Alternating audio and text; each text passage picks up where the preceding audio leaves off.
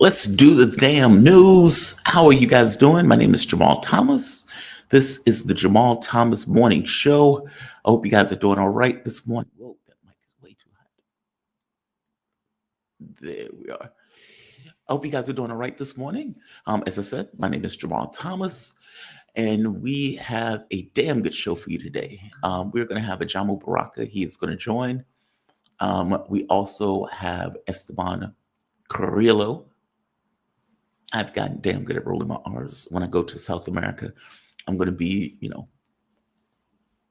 what's the word I'm looking for? I was about to say the woman at the ball. I'm going to be fantastic. I'm just going to be rolling my R's everywhere for everything. Carrillo, Caracas. I don't know what else. I need another word with R's in it, but whatever. I'm going to nail that shit. We also have joining us Warwick Powell. He's going to be on first thing this morning. There are no R's to roll in the name. Warwick. But that doesn't quite work as well. Wherever you are, man, wherever you are on this planet, I am happy that you are under the sound of this voice.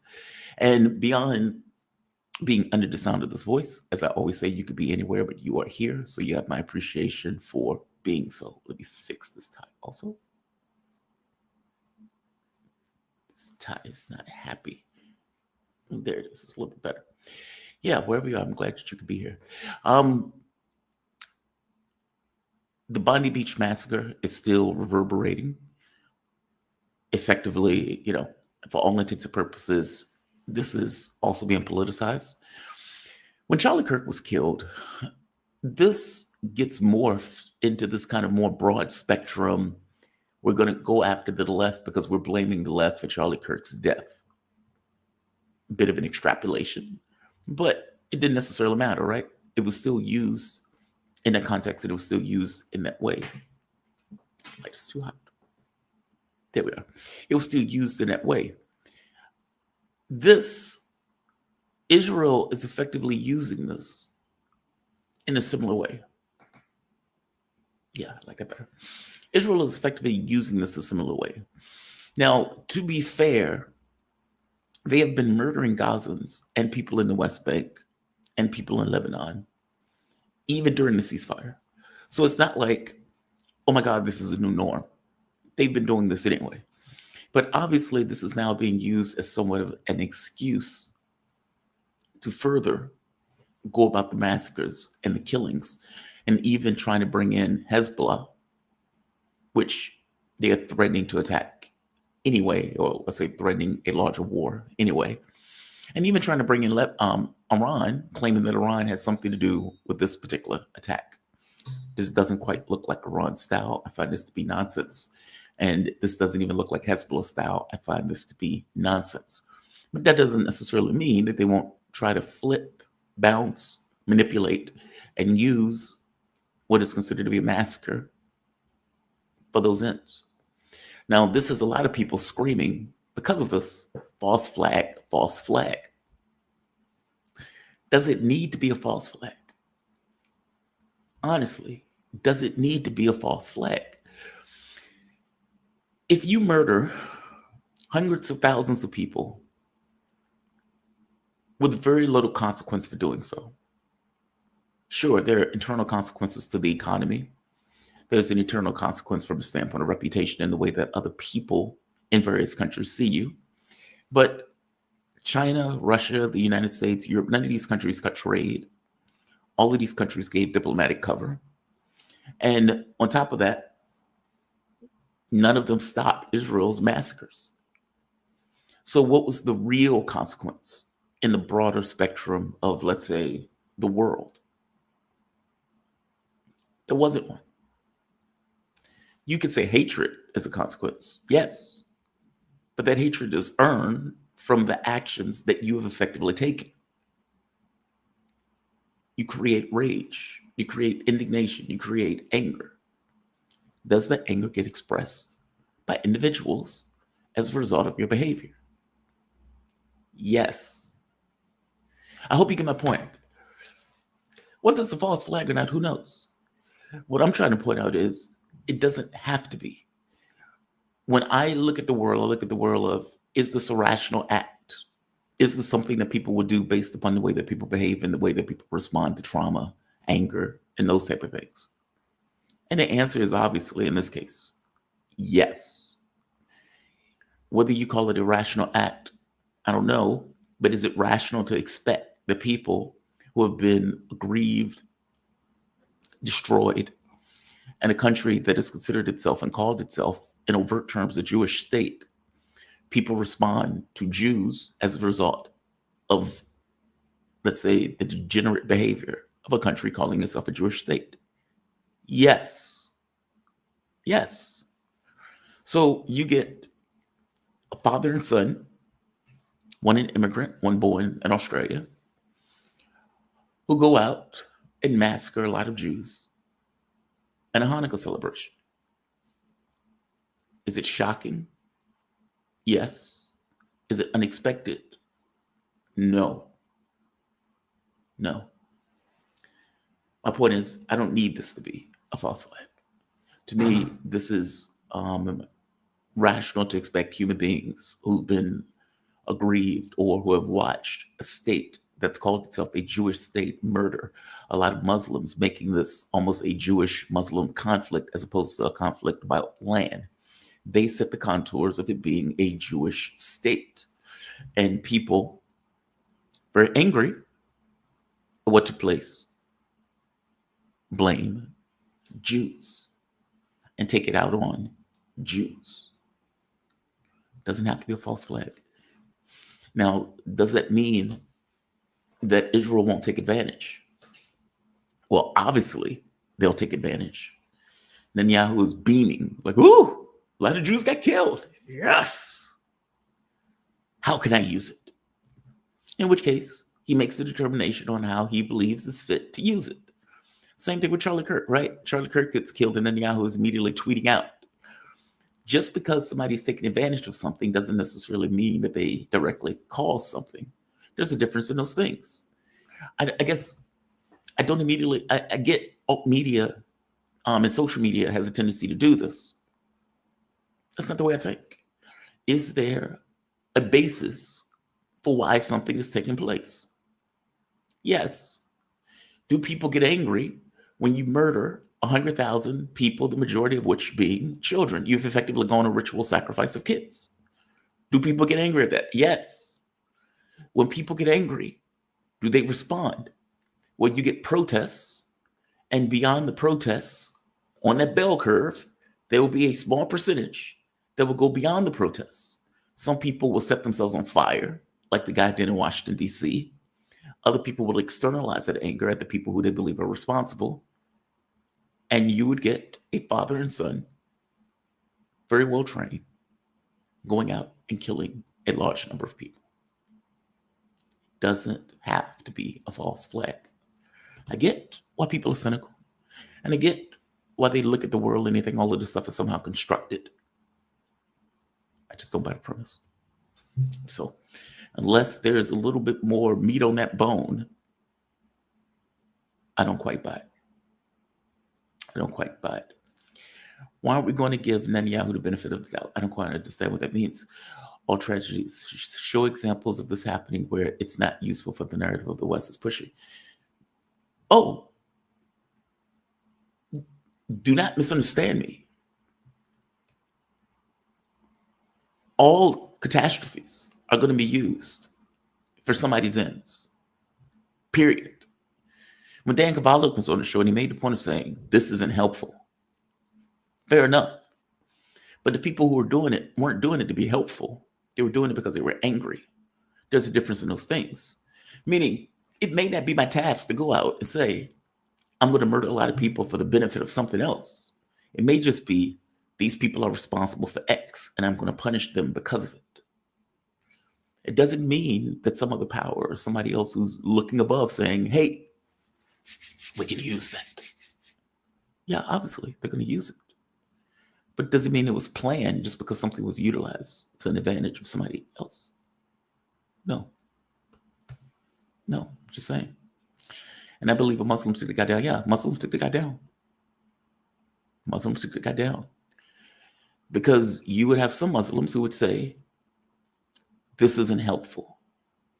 Or if you're in the middle of the moment and you see people being shot, as a human being, your first inclination is, I need to stop the guy who's shooting people. Not, he's shooting Jews, so I will let it ride.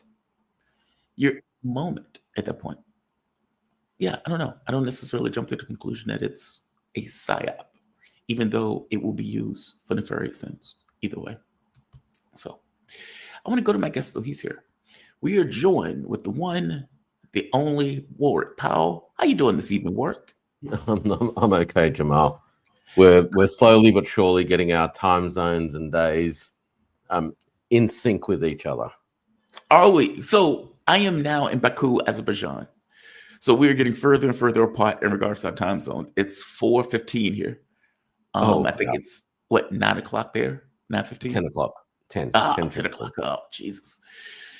Yeah, we're getting further and further apart. Our skies are unmooring from each other now. But Warwick Powell, he's an adjunct professor at Queensland University of Technology.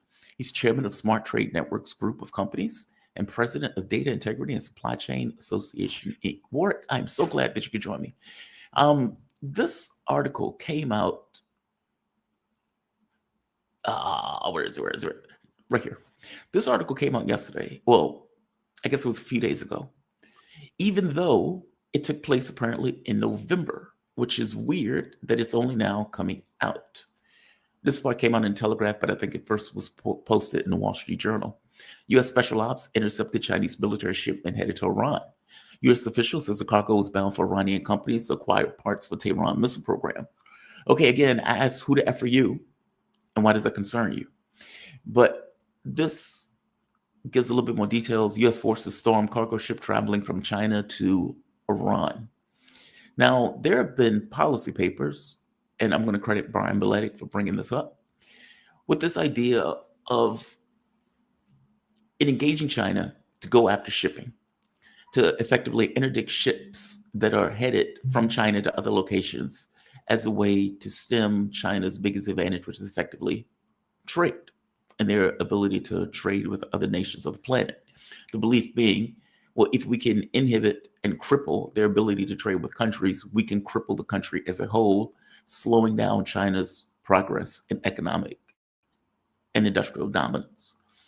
And whether it's interdicting this ship, whether it's blocking the ship from Russia going to Venezuela, whether it's stealing the oil that was being shipped from, I believe, from Venezuela to Iran. All of these are cases of the U.S. effectively using that particular policy with the idea that the U.S. may be revving up for that policy on a global stage against China. For one, let's step into this. Give me your thoughts on this first, and then we can go into this kind of larger question of, do you think this is effectively what is taking place currently? Well, I think the first thing we can say about all of this, Jamal, is that if it is true, and let's not forget that there have been no responses from either the Chinese side or the Iranian side. So these are reports based on comments made, apparently unnamed comments from American officials. Let's assume that it's true for the time being.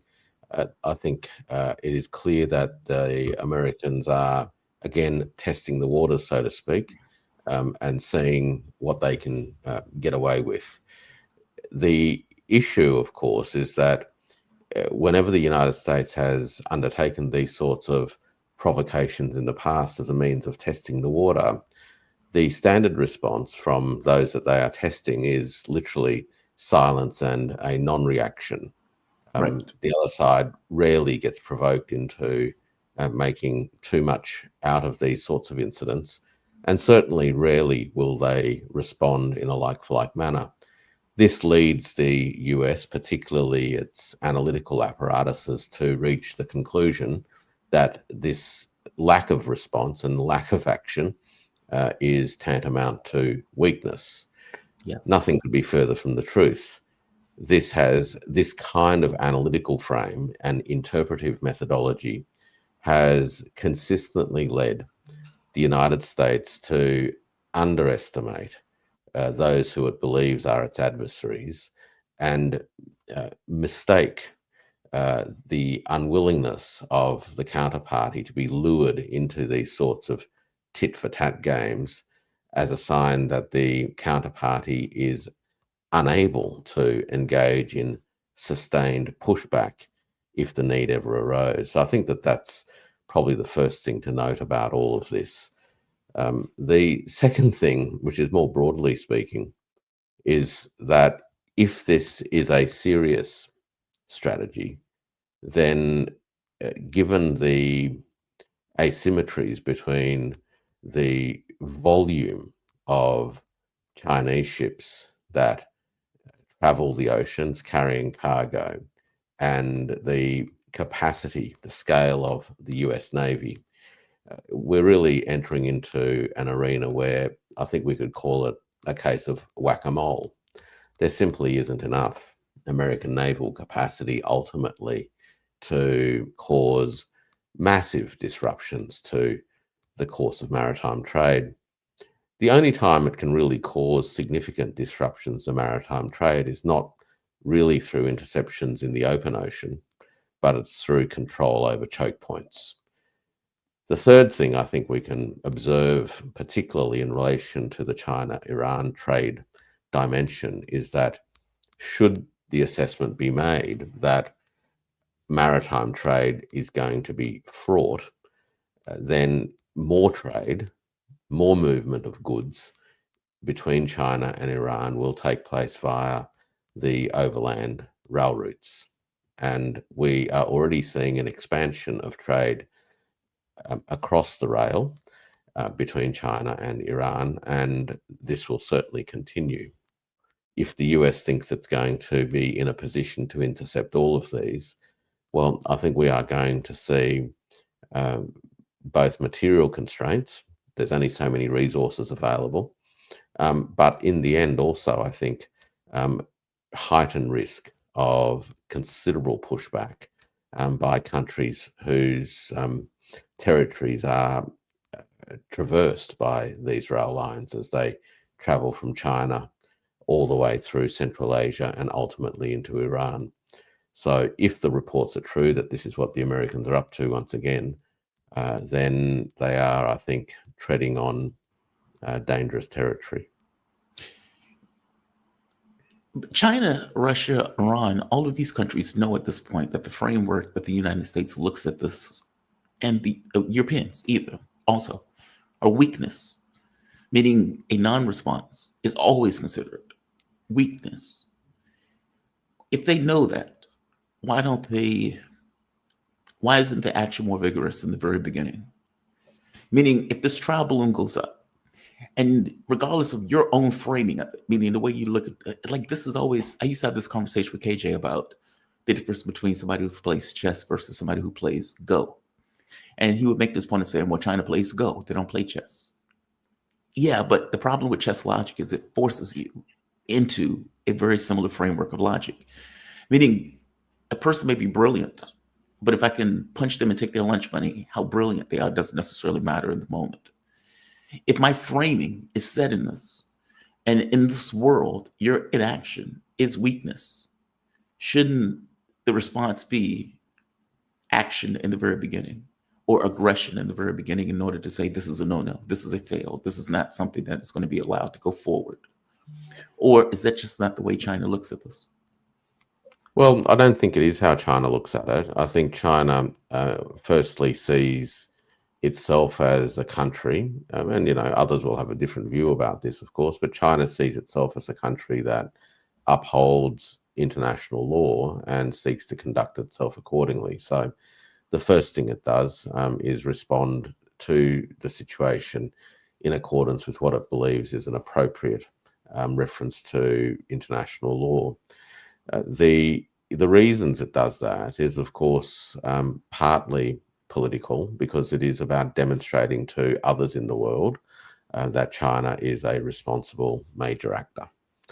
So if it allowed itself to be drawn into these sorts of contests on similar terms or on the same terms that the Americans, appear to want to draw people towards, then in many regards, it's lost the argument anyway.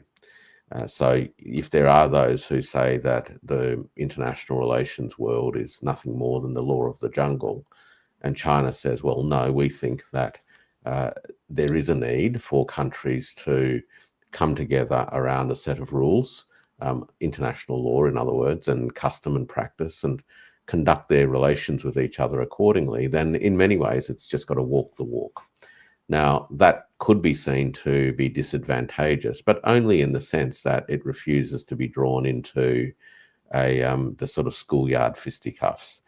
Yeah. Does this lead to a long-run disadvantage? Well, look, I think that there is a recent parallel that we can take a look at. And of course, it's a terrible parallel, but one which I think exemplifies the dynamics at work. And that is, of course, what's been going on in Ukraine, where a whole range of efforts over many years to frame the concerns around Russian security and push back on NATO expansion and those sorts of things ultimately resulted in nothing.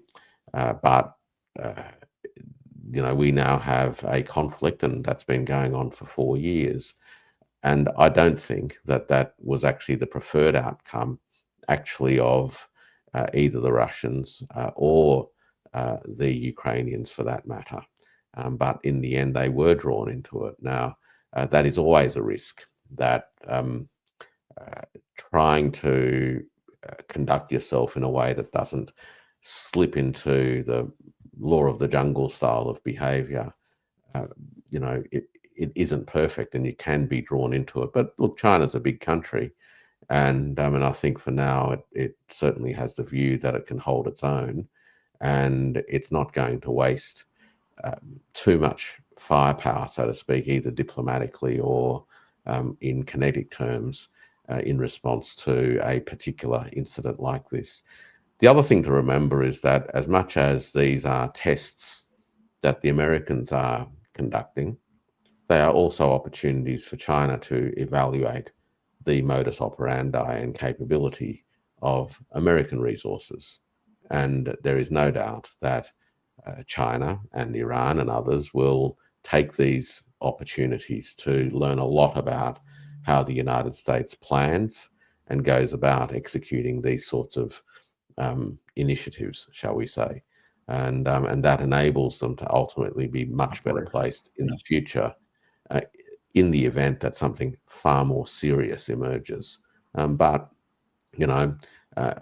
piracy by the Americans has re-emerged as part of our landscape. I think the rest of the world needs to see American piracy for what it is very clearly. It's happening at the same time as American violence on the oceans in and around Venezuela, where ships, boats are being blown out of the water and people are being murdered unlawfully. And the contrast is clear for everyone to see, that the claims that America perhaps was able to once make with a little bit more persuasive power of being a global leader and a bastion of behavioral rectitude is no longer the reality of America today, if in fact it ever was the reality of America. What will be the Chinese response if they do indeed go with this idea of choke points? Look, China has for well over 20 years, in fact going back further, but Hu Jintao, a former Chinese president, was acutely aware of particularly the choke points around the Malacca Straits, which is the body of water adjacent to Malaysia and coming around the south of Singapore. Now, that particular body of water is one in which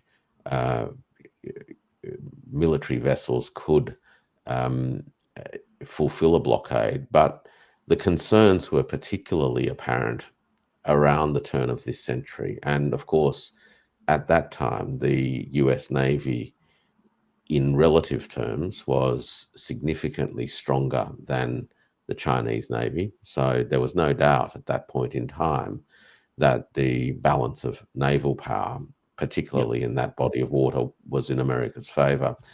The other thing to look out for in all of this is the South China Sea, because once you come through the Straits of Malacca, coming east and heading around Singapore, you come up into the South China Sea.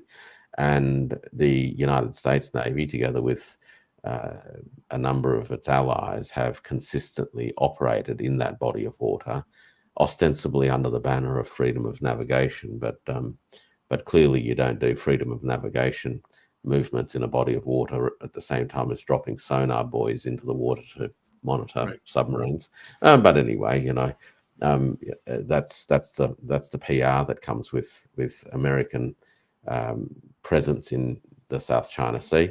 And but today, China obviously has a much more significant presence in that body of water in terms of the man-made islands that it's built, and its ability to project power and to operate forcefully in that body of water, to a point where I don't think there is any doubt that the Chinese Navy is more than a match for anybody in the South China Sea.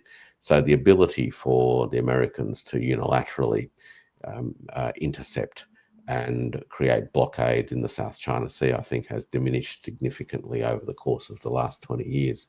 The last thing I'll say on this issue of choke points is China has implemented, I think, two main things to address these risks. One is to build alternative routes, particularly the rail lines through Eurasia.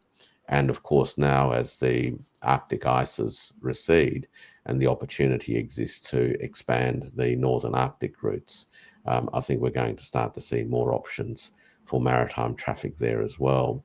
The other thing to bear in mind is that much of the Straits of Malacca, from China's security perspective, is a concern, because a lot of China's crude oil comes through there, and China's import of crude oil has slowed in recent years, and slowed appreciably because of the transformation in the structure of China's economy, intensively in the direction of electrification, so that more and more transportation in the out years is going to be fueled by electricity, whether it's in passenger motor vehicles, but also increasingly in freight transport on roads, and also with the release of ocean-going battery-powered vessels. So, there've been quite a number of initiatives to reduce the risk of these choke points being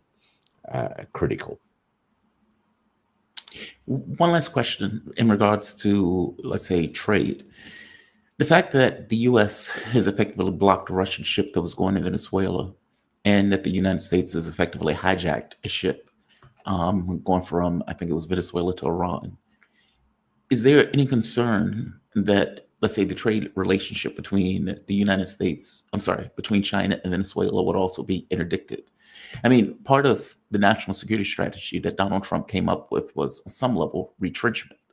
This idea that the U.S. was going to control, like a Monroe Doctrine 2.0, that we wanted to control effectively South America, and that we didn't necessarily like the fact that South America and sovereign states of South America was working with Iran, China, Russia, etc., and that the United States wanted to be the principal, let's say, determinant factor in South America's relationship with the rest of the world. Now, this is outrageous. I mean, Brazil is part of BRICS, right? But if you are getting a situation where they are interdicting Russian ships and ships dealing with Iran, why wouldn't they do the same with China and its relationship with Venezuela? Or is that a concern for China at this point? Look, I think China will be monitoring it closely, right, to see whether or not it becomes a repeating pattern. I wouldn't doubt that there aren't back-channel discussions taking place as a result of these sorts of events, because one of the things that great powers seek to avoid is miscalculation as well. It's important to not allow single events to escalate out of control to a point where you end up with kinetic conflict between two great powers. So attempts, I think, will be made to gauge precisely what the intentions are and what the likely intentions are going forward in relation to American naval activities insofar as Chinese commercial cargo vessels are concerned as they ply their trade in and out of Latin America. I mean, let's not forget too that 12 months ago, the Chancay port in Peru was opened, and that particular port opens up direct passage between Latin America and Asia across the Pacific, reducing freight times and freight costs and opening up vast markets for exporters in Latin America. Now, that, of course, has been of some concern to the United States because ultimately that will impinge on the value of West Coast ports, because historically Latin American trading vessels have literally had to ply their way up the coast and use American ports as transshipment ports. They don't need to do that anymore. And of course, earlier this year, we had an attempt by the United States to take control of the Panama Canal, which connects the Indian Ocean side and the Pacific Ocean side. Now, those attempts have so far failed, but you can see that the United States does have designs on securing a dominating position in relation to trade, particularly with Latin America and how Latin America interacts with the rest of the world.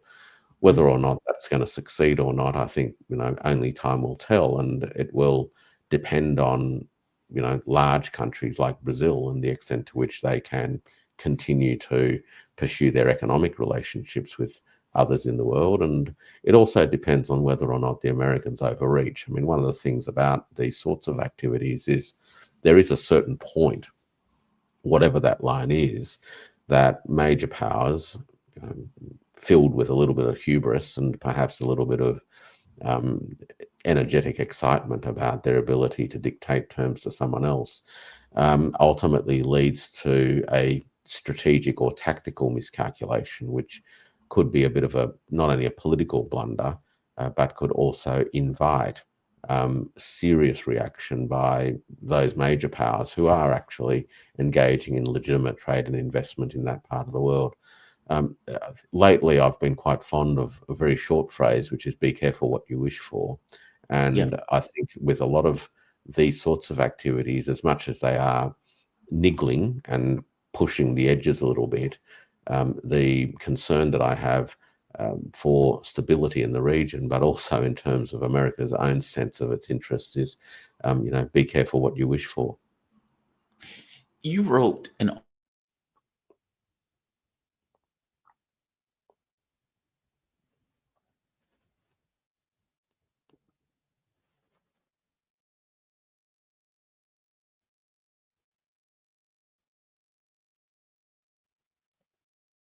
I've lost you there, Jamal.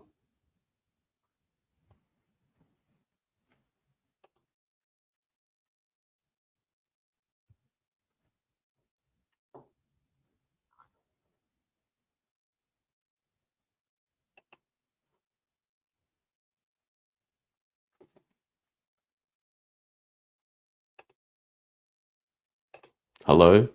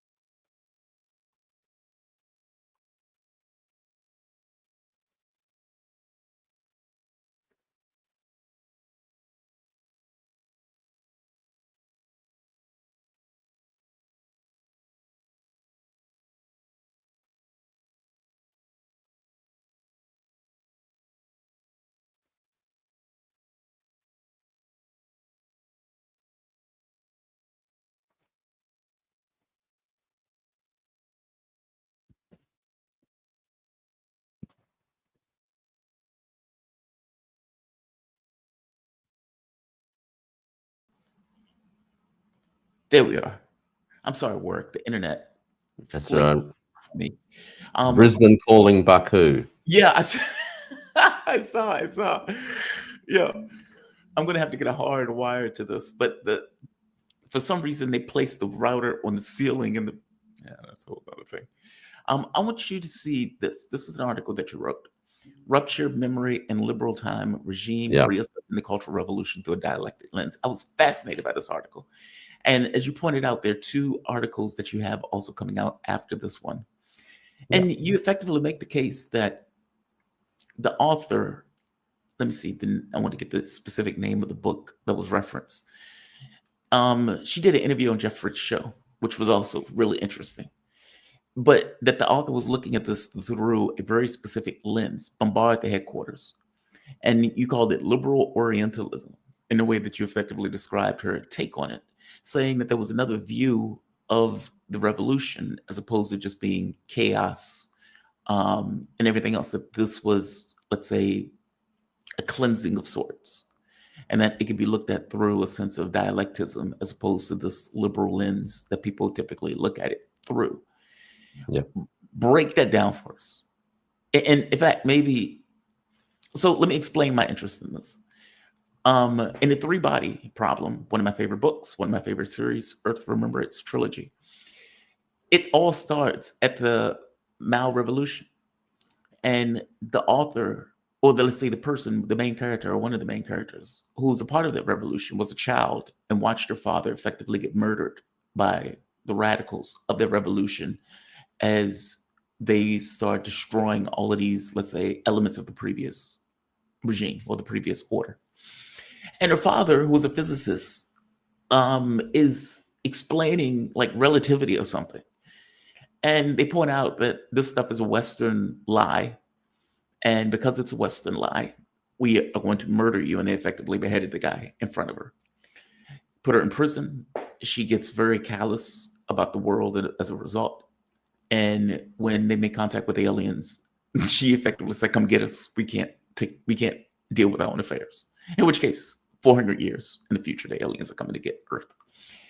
The interest, though, is the revolution itself and the way that some of the people who were there effectively saw that revolution, especially if they were at the bad ends of that revolution. That's my interest. That's my vector into this. Yeah. Explain this revolution for us. How did this come about? How did Mao Zedong effectively get power? And then we can step into, let's say, how the author of the book sees it and another way of analyzing what took place. But the first question is, how did Mao Zedong get power? Well, Mao led the Communist Party from the 1930s onwards, and ultimately, was part of the leadership group and was the general secretary of the Communist Party of China, right through to the conclusion of the Civil War on the mainland and the declaration of the founding of the People's Republic of China on 1st of October 1949. So the Cultural Revolution, which we're talking about, kicked off in effect, 16, 17 years after the founding of the People's Republic.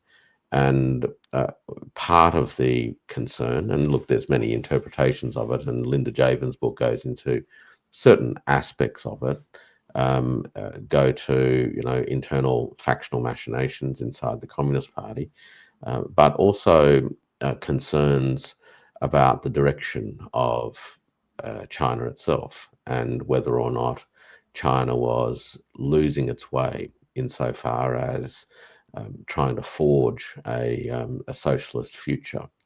And Mao had the view that what was needed was to continue to agitate for a cultural revolution, a continuous revolution, and class struggle as a way of shaking off the shackles of feudalism and ensuring that the prospects of capitalism finding its way into New China were effectively addressed. So there were concerns that there were parts of the party that favoured policies that would have led to the emergence of capitalism in China, instead of pursuing this pathway of building a socialist country. So I guess that was the potted backdrop to all of this. The Cultural Revolution lasted about a decade, 66 to 76, and the features that it's most known for, particularly for people in the West, was the sort of energy of particularly the youth, the Red Guards, and the way that they turned that energy towards people who they believed were counter-revolutionaries, who were not upholders of the socialist revolution. And the political violence that emerged from that, the energies that congealed and then released, very much targeted certain kinds of people, people who were intellectuals and people who had familial backgrounds that arguably could be traced back to families that had a lot of wealth, that were landlords and those sorts of things. So many of the stories that people heard about the Cultural Revolution initially were stories written by intellectuals who suffered during that period. Unsurprisingly, the intellectuals who suffered were also the ones who were most in a position to say something about these experiences. The other aspect of that is that from a Western point of view, and particularly as people look back on it, there is a tendency, and I describe this as a form of liberal Orientalism. So Edward Said wrote a book in the late 70s called Orientalism, which was a critique of the ways in which the West, broadly speaking, framed mainly the Islamic world, right, which was the sort of Near East. So Said was from the Middle East and wrote about that experience and the way in which Western literature mainly framed the Orient, and it framed the Orient in largely romantic terms, which painted a portrait, if you will, that the Near East had a whole bunch of shortcomings, and they related to the fact that it was a little bit barbaric, a bit backward, and really had not yet successfully embarked on this pathway to civilization, which was defined in very liberal terms, which was this idea of the cultivation of individual freedom and understood in a very particular way. So that was Orientalism, broadly speaking, which was a way of viewing that part of the world and the cultures and histories as essentially backward. The Cultural Revolution was viewed in part that way, but I think it was viewed in another dimension as well, and that is that many Western intellectuals had invested a significant amount of hope that China would essentially become a liberal state in Asia. And it didn't do that.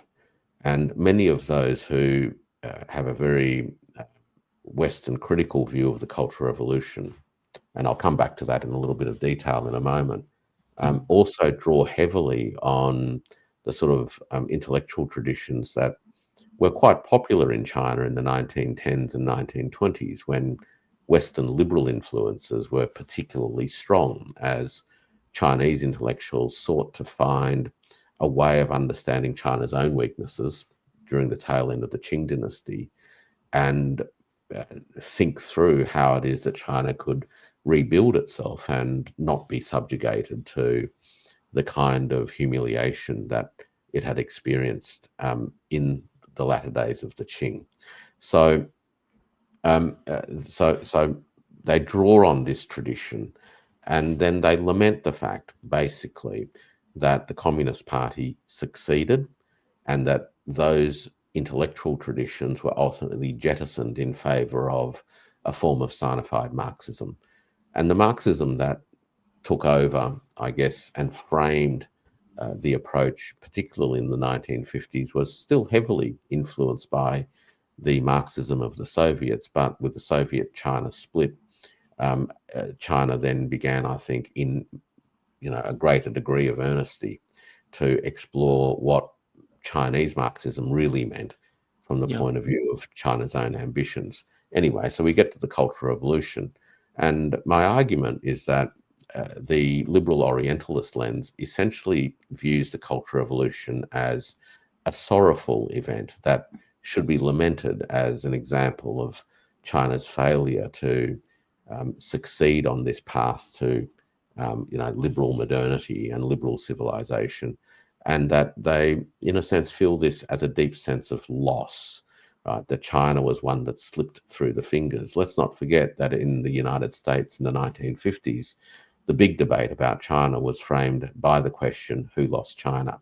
Right. So this tradition has been a very dominant part of how the West has viewed the China story. And we even saw it in the 1990s all the way through to the 2010s, when in the end, the question being asked around 2017, 2018 was, has engagement been worth it or not? And the conclusion was again that despite best efforts to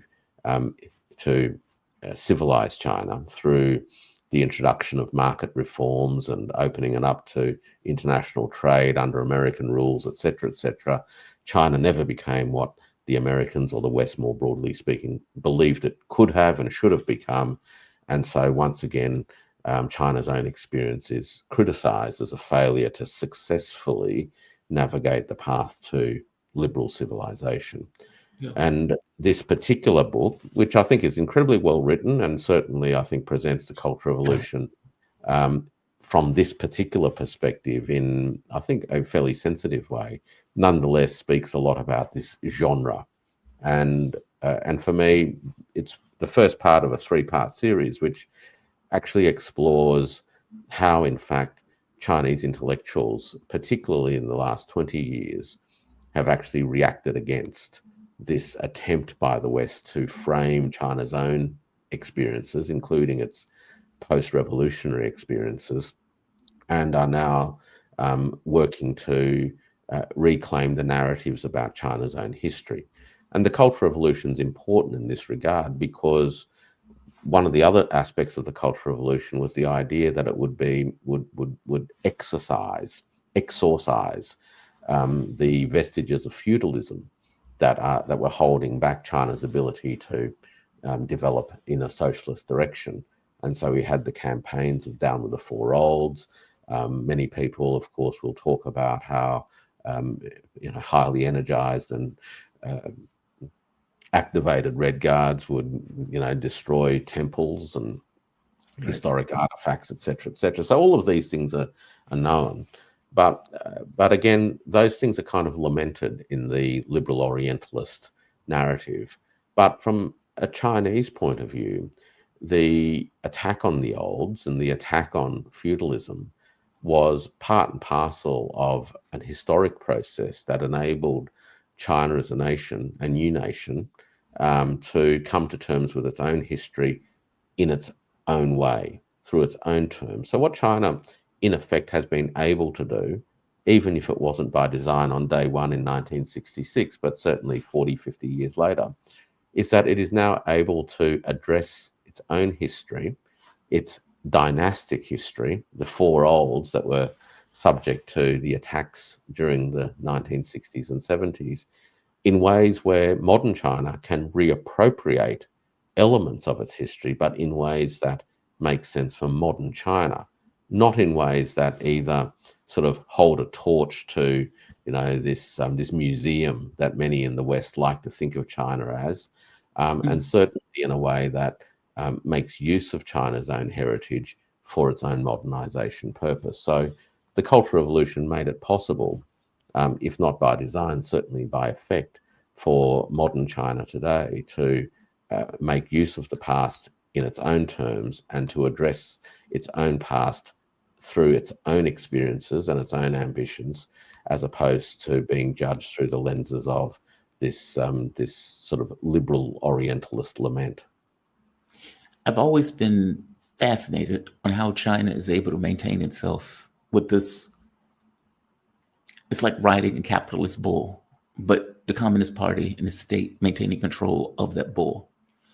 And one of the most interesting aspects to this is their ability to effectively use it and harness its energies for the benefit of the country while not necessarily letting take it over the political structure of that country in the way that, let's say, the West is organized. Pursuant to this, Jimmy Lai, Chinese asset, or let's say U.S. asset, as he's often called, has been convicted, or at the very least has been arrested and convicted, and is expected to serve time in prison over this. Trump apparently is urging Xi Jinping to allow Jimmy Lai to go. But on some level, this goes back to this whole thing of this ability to use, let's say, capitalists and their capability of making resources and money and profit for the benefit of the state without allowing it to take over the state. Like, meaning, if this was Elon Musk would have never been convicted of anything. Whereas in China, they will convict in this case. What is going on with Jimmy Lai? Why was he convicted? And what does it mean that he's been convicted in a larger sense of terms? Well, Jimmy Lai was charged with a number of counts in relation to sedition, basically under the new national security laws that were passed in Hong Kong. So these were for things that he did after the laws were passed, not for things that he did beforehand. Though obviously there was a lot of continuity between his conduct before the laws were passed and those after he was passed. In short, and I won't go into the detail of the court case, but I'll talk a little bit more about the broader context in a moment. Because the judgment was in the hundreds of pages, and they found that Lai provided unreliable and contradictory testimony. He had barristers obviously representing him, well-financed barristers, I might say. The trial went for 156 days. So if you think of a legal team somewhere in the region of maybe $10,000 to $15,000 US a day, and the trial lasted for 156 days, you get a fair idea as to the financial backing that was behind Lai. It adds up, right? And so, Lai has been found guilty as charged by the judges for charges related to sedition. Lai made it very clear that he saw himself as being engaged in a war against the Communist Party of China and the government of the People's Republic of China. And in seeing himself as a chief flag bearer and a warrior in that fight, he sought to gain the support of the United States government in prosecuting that particular fight in as many domains and against various individuals along the way.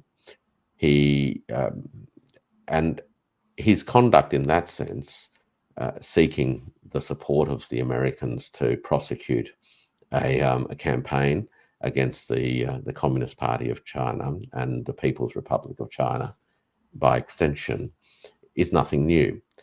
When the civil war on the mainland came to an end at the end of 1949, though of course some of that conflict continued to take place sporadically on the mainland into the early 1950s, and the remnant forces of the Republic of China, under the leadership of Generalissimo Chiang Kai-shek, left the mainland and found themselves on the island of Taiwan. What they sought to do from the island of Taiwan was to rebuild a base and a military capability that would enable them to continue the civil war and take the mainland back. And they did that during the 1950s and 1960s and well into the 1970s. In fact, until 1979, when the United States recognized the People's Republic of China as the only legitimate government of China. So throughout the 50s, 60s, and 70s, the Chiang Kai-shek-led Republic of China forces received both the recognition and the support of the Americans. And this involved the provision of arms, and finances, training, which the forces on Taiwan hoped would enable them to counter and fight their way back onto the mainland. Now, during the 50s and 1960s, many folk from the Republic of China government, headquartered in Taipei by then, made their way to the United States and to Washington and all across the United States for that matter, drumming up support, gaining support from members of Congress, raising money, and ultimately securing the endorsement and support of the political classes in the United States as a means of continuing their war against the communists. Jimmy Lai, in that regard, is a continuation of a long line of activists who have been prosecuting this civil war, ever since 1949. So Lai, of course, went to Washington on more than one occasion and sought to enlist the Americans in support of his campaigns. He, of course, gained financial support. His connections with American intelligence agencies, the three-lettered agencies, as they call them, is well known through people who are close to him. And I think what really brought home the fact that he really did see himself as a warrior engaged in a war was two remarks that are well publicized. One was him actually saying that he saw himself as fighting America's war. Okay. And that's an interesting phrase because in 1951, when Senator McCarthy made his famous speech attacking American public officials who worked in the State Department for being communist sympathizers, he reminded people that Chiang Kai-shek was, quote, he's our guy. He is our guy fighting our war. And then he went on to describe what our war was. And our war was the war of the God-backed, God-believing, God-fearing Americans against the godless communists, right? So here's Jimmy Lai today in Washington saying to the Americans, I'm your guy. I'm here fighting your war. And so you really need to get involved in this. And in fact, you have so much power that you can basically wipe the place out by dropping a nuclear weapon. And now, I have seen defenders of Lai sort of say, well, that was just a euphemism. Okay. Well, let's say it was. I don't buy that, but let's say it was just a euphemism. Nonetheless, it was a euphemism that clearly invoked the sense that this was a war, or this is a war, and that he sought to enlist the Americans and whatever the Americans could bring to the table in prosecuting this war. So in that regard, I think the charge of sedition was pretty appropriate. Now the last thing I think your listeners might find interesting, because there was some debate about all of this, and that is that the national security laws, which of course many in the West find absolutely outrageous, is actually very similar to national security laws that just about every country has. It goes to things like treason, sedition, colluding with foreigners to undermine the state, and all those sorts of things. And if anybody in any country went about doing things that were treasonous and seditiousness, then it's highly inconceivable that the state would treat them with kid gloves. They'd be treated very, very firmly.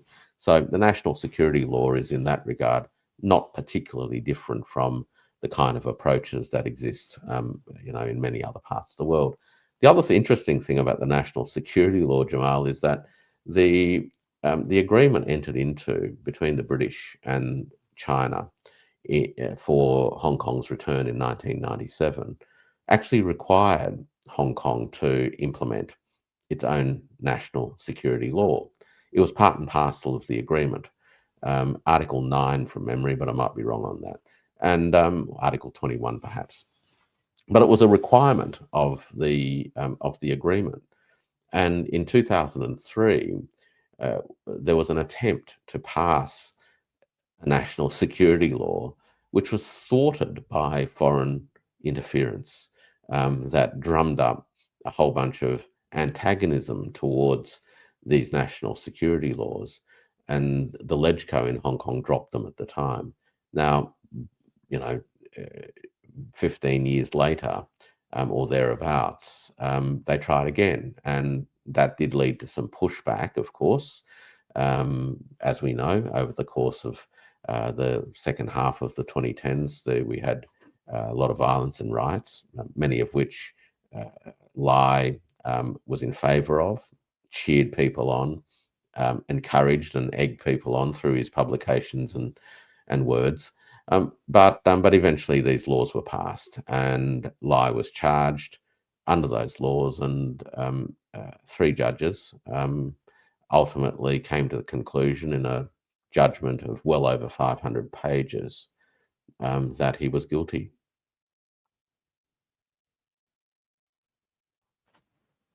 You're muted, my friend. Fantastic breakdown of all of it.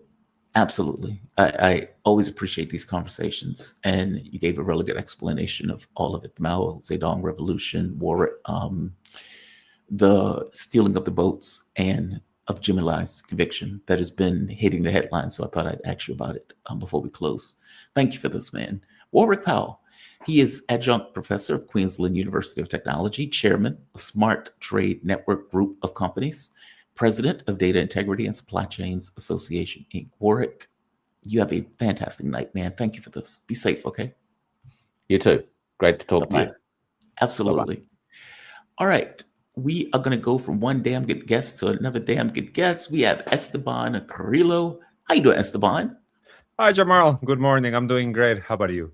I am doing fine. Better that you are joining me. Esteban Carrillo. He's Ecuadorian journalist, currently writing for The Cradle, previously with Telesur English.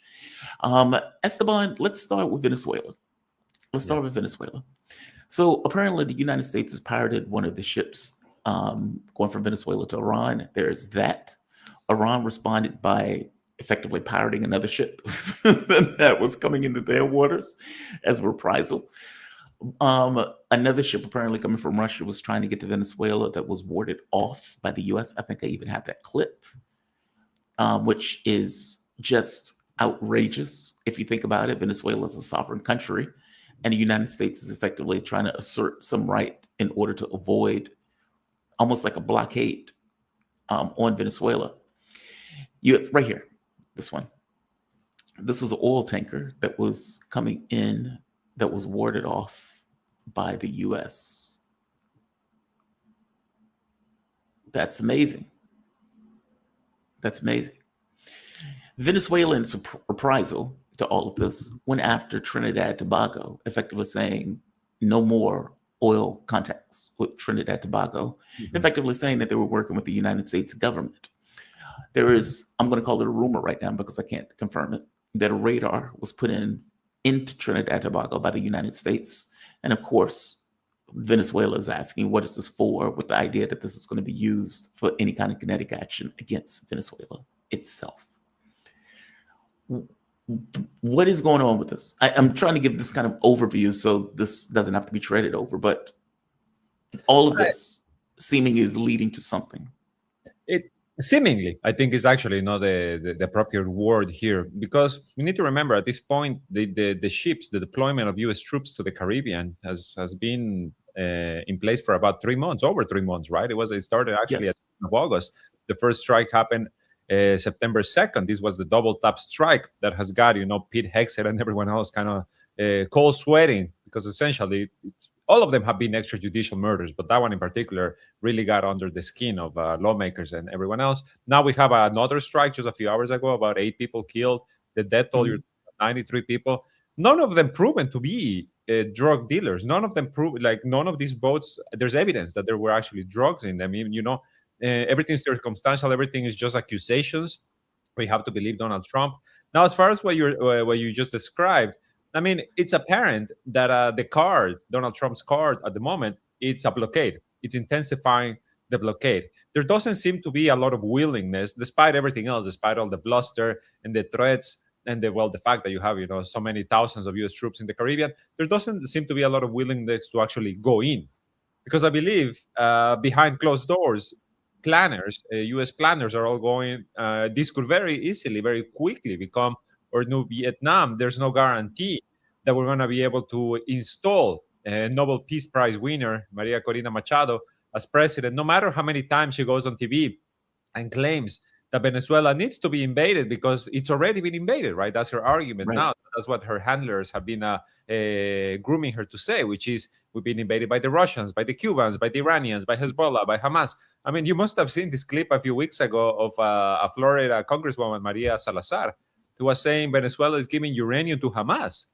Yes. And now, just a few hours ago, Yes. Donald Trump claims, labels fentanyl as a weapon of mass destruction, which is, obviously shades of the Iraq war. If it weren't enough before everything else, all the lies and media manipulation, now you have, the word WMD is back on the lexicon, is back on the everyday vocabulary.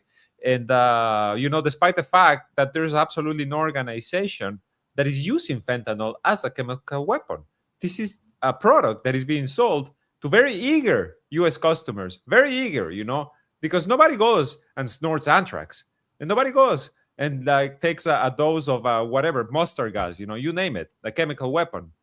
Yes. But the fentanyl is a drug that is available on the street because there's huge demand for it. Why doesn't Donald Trump deal with the demand for cocaine, the demand for fentanyl, for opioids, etc.? Right? If you actually want to solve the drug issue, then deal with the demand, deal with the public health crisis that is gripping your country, and stop pretending that by killing a handful of fishermen, alleged drug traffickers, then you're going to solve the problem, or much worse, by invading another nation that has already been, resisting for so long to your sanctions, to your blockade, and now you have about 8 million members of the civil population who are armed and ready to take on the invader. So, the calculus is just not there.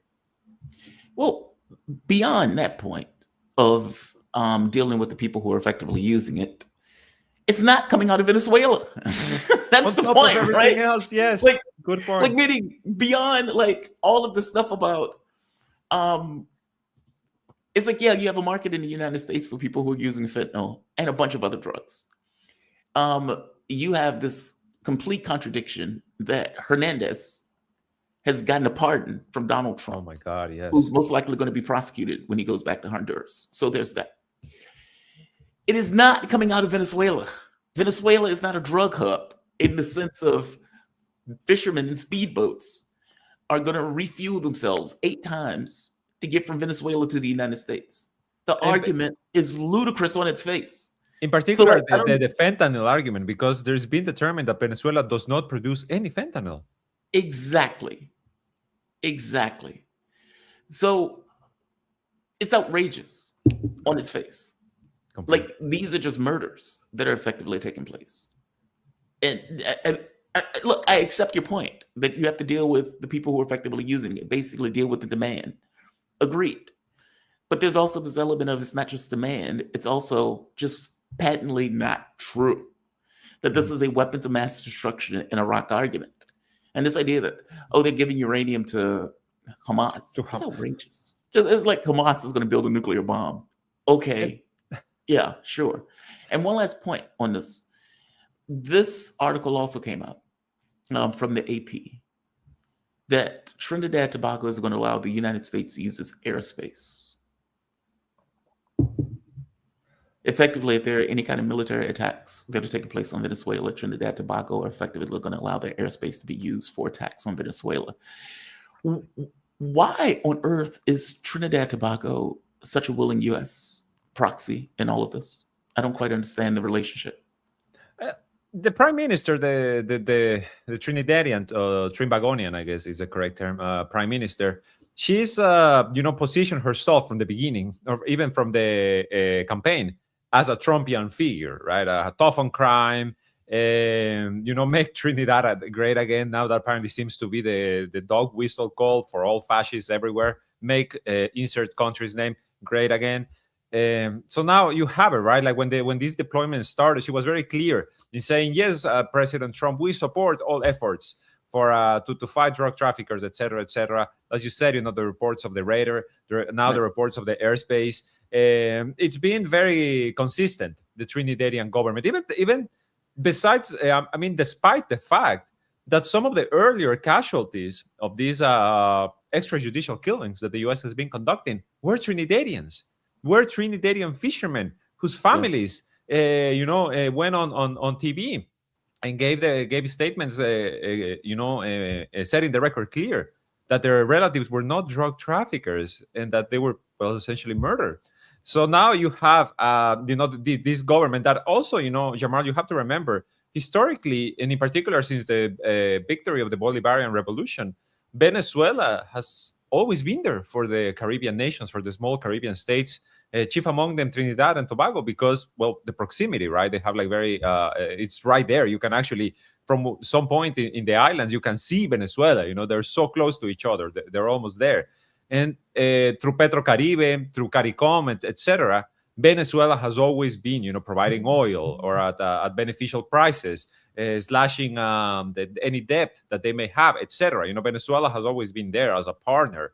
And now you have a new government that is essentially just giving all that up. But, I think this is not really an issue of Trinidad in particular. This is an issue that is spreading across the entirety of Central and South America, in which you have leaders that are elected via elections who are, who have these policies of handing everything over, of turning their nations into a colony. I mean, look at what happened over the weekend in Chile, a country that has suffered the worst of the worst of the Chicago School of Economics, of the military dictatorships, of disappearances, torture, etc., so many things. They have just elected the son of a Nazi, who is actually who is is trying to has spent his entire life trying to whitewash the Pinochet dictatorship, and he wins with like a very wide margin. Look at Argentina, where Milei, a man who like a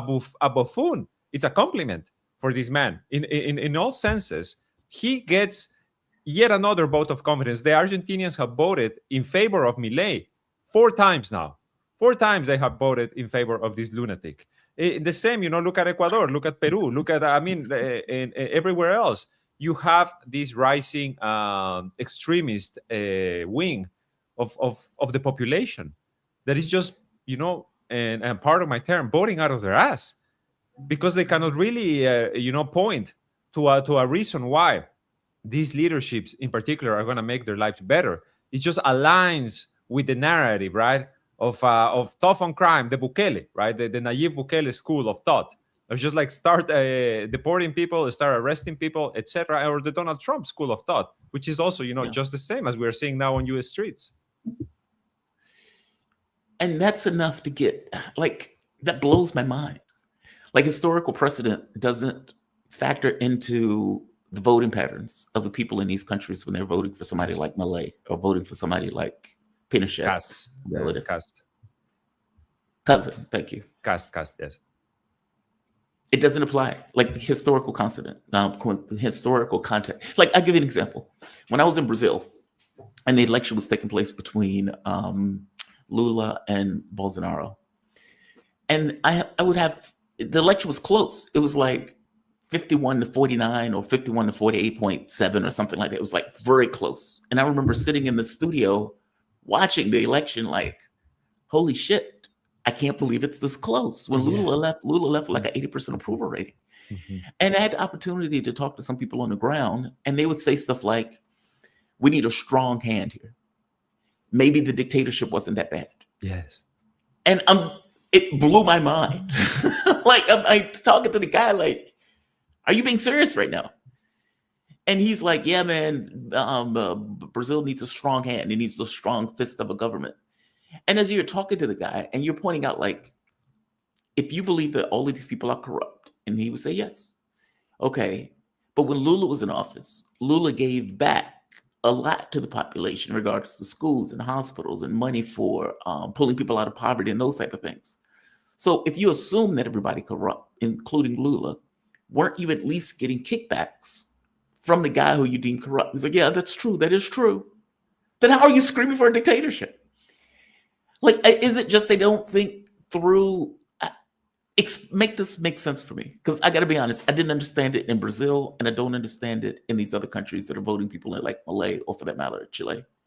It's I don't I don't know if I can compare it to another region of the world. I still feel like this is a very Latin American Problem. syndrome. Yes, it's yeah, like problems. It's really an issue in which you have a popular leader come in and like you said, like Lula, Correa in Ecuador, or the Kirchners in Argentina, and rise people out of poverty, right? Like slash the poverty rate, slash illiteracy.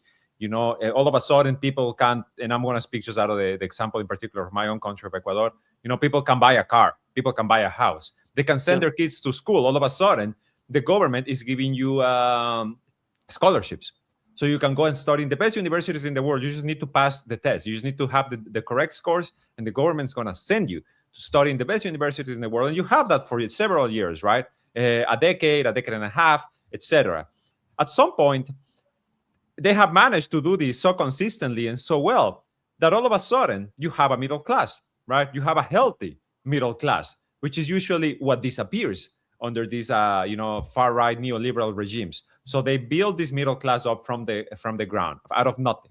And then this middle class turns against the project that gave them back their rights, that gave them opportunities. Right. Why? Because all of a sudden, and this is, obviously perception, right? Like perception thanks to media. The media in particular in Latin America, but although, across the world, it truly is very corrupt, like very, very corrupt. We have seen so many examples already just with the genocide in Gaza. So you have this middle class that all of a sudden thinks that if they vote like the oligarchy, they will be part of the oligarchy. And that's why I call it a syndrome, because honestly, I feel like it's a mind bog in which all of a sudden you forget where you came from. You forget that just a few years ago, your parents didn't have a public health insurance, didn't have access to hospitals, or didn't have access to a school, didn't have, so many things that the leftist governments in Latin America in particular provide. Look at Mexico, for example, now, the way they have slashed poverty, the way they have they have raising salaries. It's like, unfortunately, these popular projects create their own downfall. And that has been the example, right? Like, honestly, this is the only way you can explain Daniel Noboa winning 2 elections or 3 elections in a row in Ecuador, even though the last one was very questioned. There's still many questions that it was fraudulent. In any case, he still has a lot of support. Milei 4 times. Chile, the son of a Nazi. Chile, which just a few years ago was at the leading this popular revolution. Chile, a country that never had a leftist government after the Pinochet dictatorship. All of a sudden, the people rise up. You remember the images, the Chile woke up, etc. And then what? You have a lukewarm, progressive government that doesn't do shit for anyone. And then you have the son of a Nazi elected as president. So it's this problem that keeps reappearing. I feel like Brazil might be headed in that direction as well, because just as you said, Jamal, it's not like Lula won with a wide margin. He Right. won with a small margin, and it's the same in other countries where the left has won. Even Maduro in Venezuela in the last elections, he did not win with a huge margin. He won by a very, very small point percentage. So you have this evidence that it's the people that are just kind of digging their own graves. Is the example, or is the, I guess, warning for this from the standpoint of the left, is you either go big or you're going to lose, and you're going to lose it all? Meaning lukewarm doesn't work. Lukewarm because, by the way, Donald Trump is a really good example of this, right? Joe Biden comes in office. You can even say Obama comes in office. You have these Democrats who are milquetoast. They don't really get anything accomplished. They work actively against, let's say like a Sanders, who at the very least talks big about the things that he wants to do. We want to have universal health care. We're going to have to increase the minimum wage. We want to expand Social Security. Like these big items in the context of the U.S. political space. Democrats do everything in their power to beat that down and offer nothing. And you get somebody like Trump who effectively comes in and takes it to a further right-wing direction that much harder. Meaning, if you are representing the left and you offer effectively nothing, then you're going to lose to somebody who's on the hard right, who will tell you anything and sell you all of these fanciful ideas of things that they're going to accomplish. And that is effectively what we're seeing in South America, that you get lukewarm governments in that effectively are ineffective, in which case leads a pathway to right-wing governments coming in right behind it. Is that what the thing is? Either if you're going to build a left, you better go big, or otherwise you're going to lose. Yes, I mean that should be the lesson, right? Because you are seeing now, and this is the Bukele effect, right? Nayib Bukele, a guy who, when he came to power, was a leftist, self-described leftist. He was at one point, even with the leftist FMLN party in El Salvador, he was, kind of presenting himself as this progressive figure. But then, of course, he gets very tough on crime. And you got to give him his flowers at the end of the day, because obviously El Salvador was one of the most violent countries on earth. And now all of those numbers are completely, dropped to the ground. Now, of course, again, you need to mention, this is also thanks to a mass incarceration campaign in which young people, were you a criminal, were you not, were incarcerated, right? Just because of having tattoos, etc. We have heard so many of these human rights reports, etc. In any case, Bukele worked at the end of the day for the Salvadoran people, in general, to solve this crisis. It worked. And at the same time, Bukele invests, right? He builds a huge library. He builds hospitals. He builds schools. So it's not just a tough hand, right? It's not just repression. It's actually also giving something to the people. And now, of course, again, the question of what is he actually doing? He's becoming kind of the jailer of the U.S. empire, right? He's opening up his prisons for whoever Trump wants to send. He just gladly accepts them and gets paid for each prisoner in any case. But then you have someone, for example, like Daniel Noboa, who comes in with the same argument, with the same, trying to present himself. I'm going to be tough on crime. I'm going to do this. I'm going to do that. Making all of the promises, as you say, Jamar, that the weak left, because in Latin America, we have a very weak left over the past decade or so, doesn't, right? Because they want to please everyone, because they don't want to make enemies of anyone. So the people vote for that because they want solutions. But then, unfortunately, in the case of Ecuador, they get a playboy president that spends more time in his jet flying around the world, while Ecuador has become the 6th most dangerous country on earth. We're going to end this year with close to 9,000 homicides. We're talking about over 1 murder per hour across the entire year. So, of course, the Noboa experiment didn't work. Yet you have someone like Javier Milei who treats, neoliberal economics as a religion. And somehow people buy into that, right? Because, again, they use this populist rhetoric that the left has kind of, forgotten. The left is now trying, in Latin America in particular, like I said, please everyone, not to fight everyone. Look at Boric in Chile. That was his biggest achievement in Chile. He didn't fight anyone, and yet he gave the power back to someone who is going to come in and, essentially whitewash the entirety of the dictatorship. Wow. Are we looking at a rightward shift in South America? Because at one point we had this kind of, what did they call it, pink revolution or pink tide or something like that, effectively this movement to the left in Latin America and South America. Are we seeing a reversal of this? Completely. I think, especially now, you cannot discount the threat of a U.S. invasion, and you cannot discount the fact that the perception, I would say, is still not as opposed to an invasion of Venezuela as it should, because you still have people who are convinced that Venezuela is the source of all evil, and that actually the only way to purge that evil is to have the U.S. come in, because the U.S. in many people's minds is still this utopian whatever, like what we need to aspire to be. Essentially, that's the only reason. Also, again, in Argentina, you have Donald Trump come in and be like, I'm going to give you $20 billion if you vote for Milei, but if you don't vote for Milei, I'm not going to give you anything. And the people vote, right? They essentially, the people in Argentina go and say like, okay, our country is for sale. I'm going to go vote for it. And it's this, it's a phenomenon. Really, it's a phenomenon. Like I explained to you, like with the middle classes, etc. But now I feel like it's just the fact that the leftists have been demonized to a degree in which they feel incapable to even start picking fights, right? When they need to come in hard, they need to come in like, we're going to nationalize, we're going to do this, we're going to do that. They need to learn from, like, the successful social revolutions of the past to move forward, because we are actually in a similar space now. The only difference is we have the internet and social media, etc., which also comes into play, right, with misinformation and the manipulation of information, etc. But if they don't start using tougher rhetoric and retake the populist rhetoric from the left, from the far right, then they're going to continue to lose, because the people, they want solutions. They want someone to come in and essentially think for them. They want someone to be like the father figure.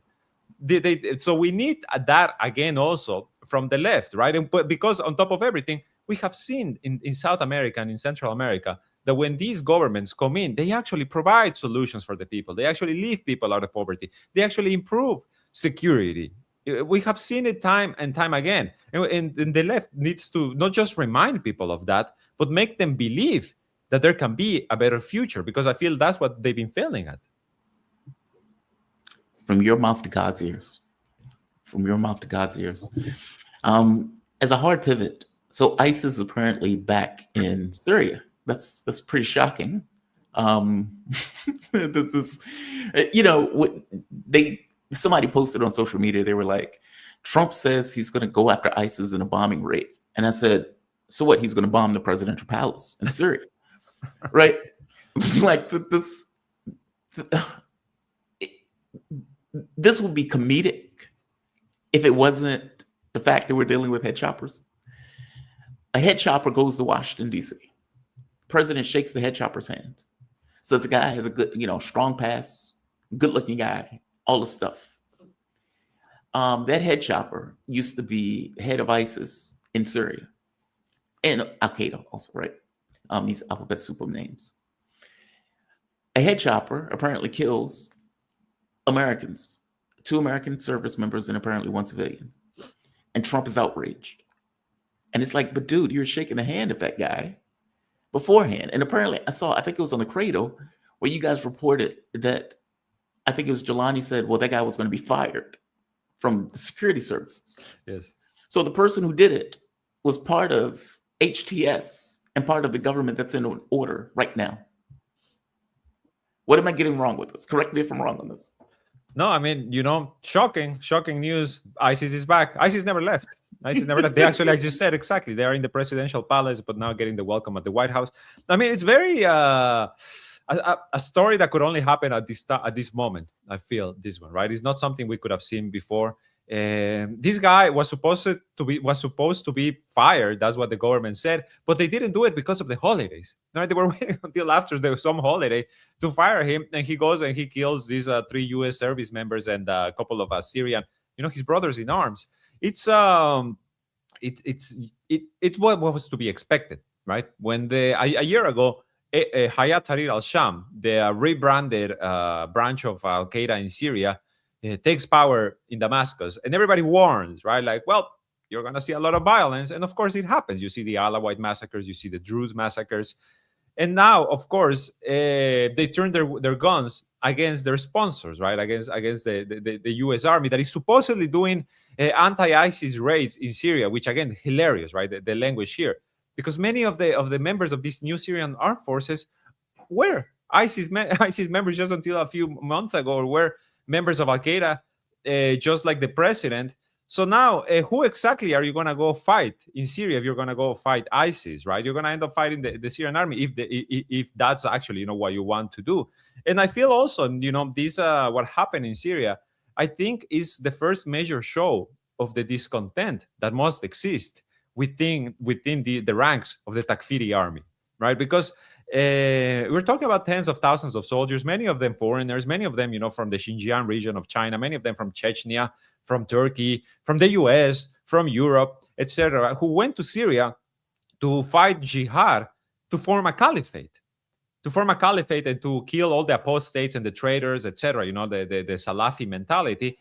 And now they're being asked to become the army for this, neoliberal pro-Western regime that is actually in bed with with the people that were supposed to be your enemies at one point, right? So the ideologues inside the Syrian, the new Syrian army, or this HTS government in Syria, I don't think they're gonna go down very quietly, right? Because across the board, and in particular in the Syrian Ministry of Defense, you have former Al Qaeda leaders, top to bottom. A few months ago, also in the Cradle, we posted an image that came from Syrian sources of who is, who is what within the Syrian Defense Ministry, and they were all Al Qaeda leaders.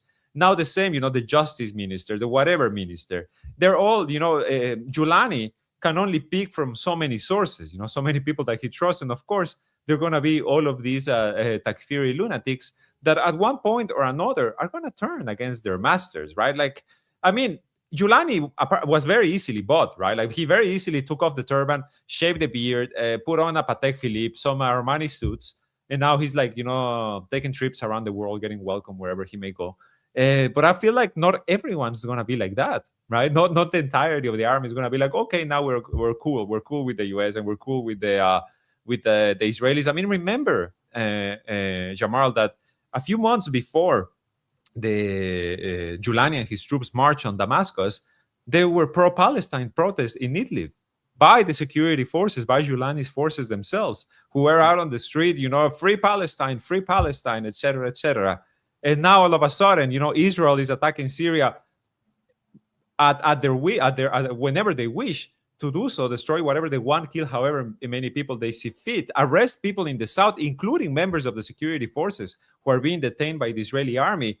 And Giuliani just rolls over like a good little boy. He just rolls over. So all of these things, they're going to continue to blow up. What happened on Friday is the first show of what is for sure going to become a recurring issue.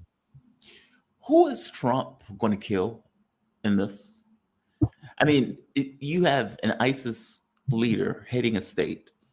You have Al-Qaeda members and leaders of Al-Qaeda effectively also being in ministries of that state.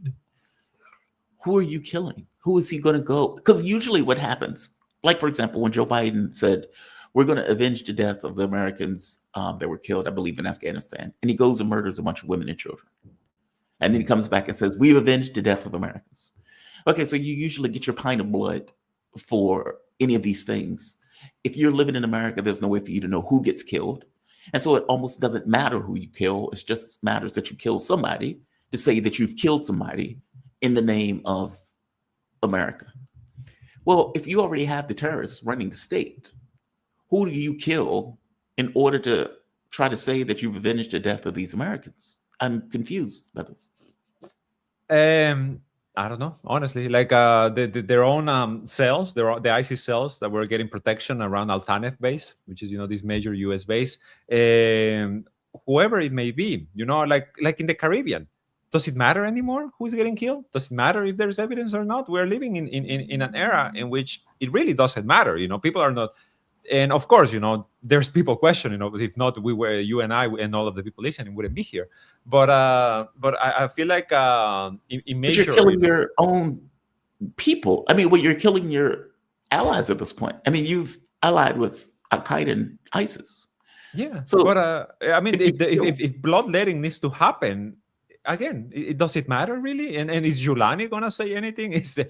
Are the people in charge of the Syrian Defense Ministry going to say anything? They're very comfortable in the position that they are. And I'm sure they have a very long list of names of people that they can, just give up and be like, you go bomb this target, or go do this, or go do that. And also, we cannot discount that there are rogue, if you want to call them, ISIS cells. In the country, there's also, the ISIS prison camps in the Northeast, right, where the Kurds are in control of that. So I think, as far as targets go, there will always be someone to kill. The U.S. empire is never going to run out of reasons to go and just kill a random person. So that's your expectation, that any kind of bombing or killing that they do is just going to be either people that Giuliani serve up that could be killed for the U.S. to turn around and says, okay, we've done a bloodletting, so everything is now good in Syria. Why are U.S. troops currently still in Syria? In fact, Donald Trump was directly asked this question. And I want to give you his answer because I want to get your take on his answer. Let me see if I have that clip. I pulled that clip. Right here. Why do we still have troops in Syria? I want you to hear Donald Trump's answer, and I want to give me your take on his response to this. Really good question, actually, because I think I've asked the same question.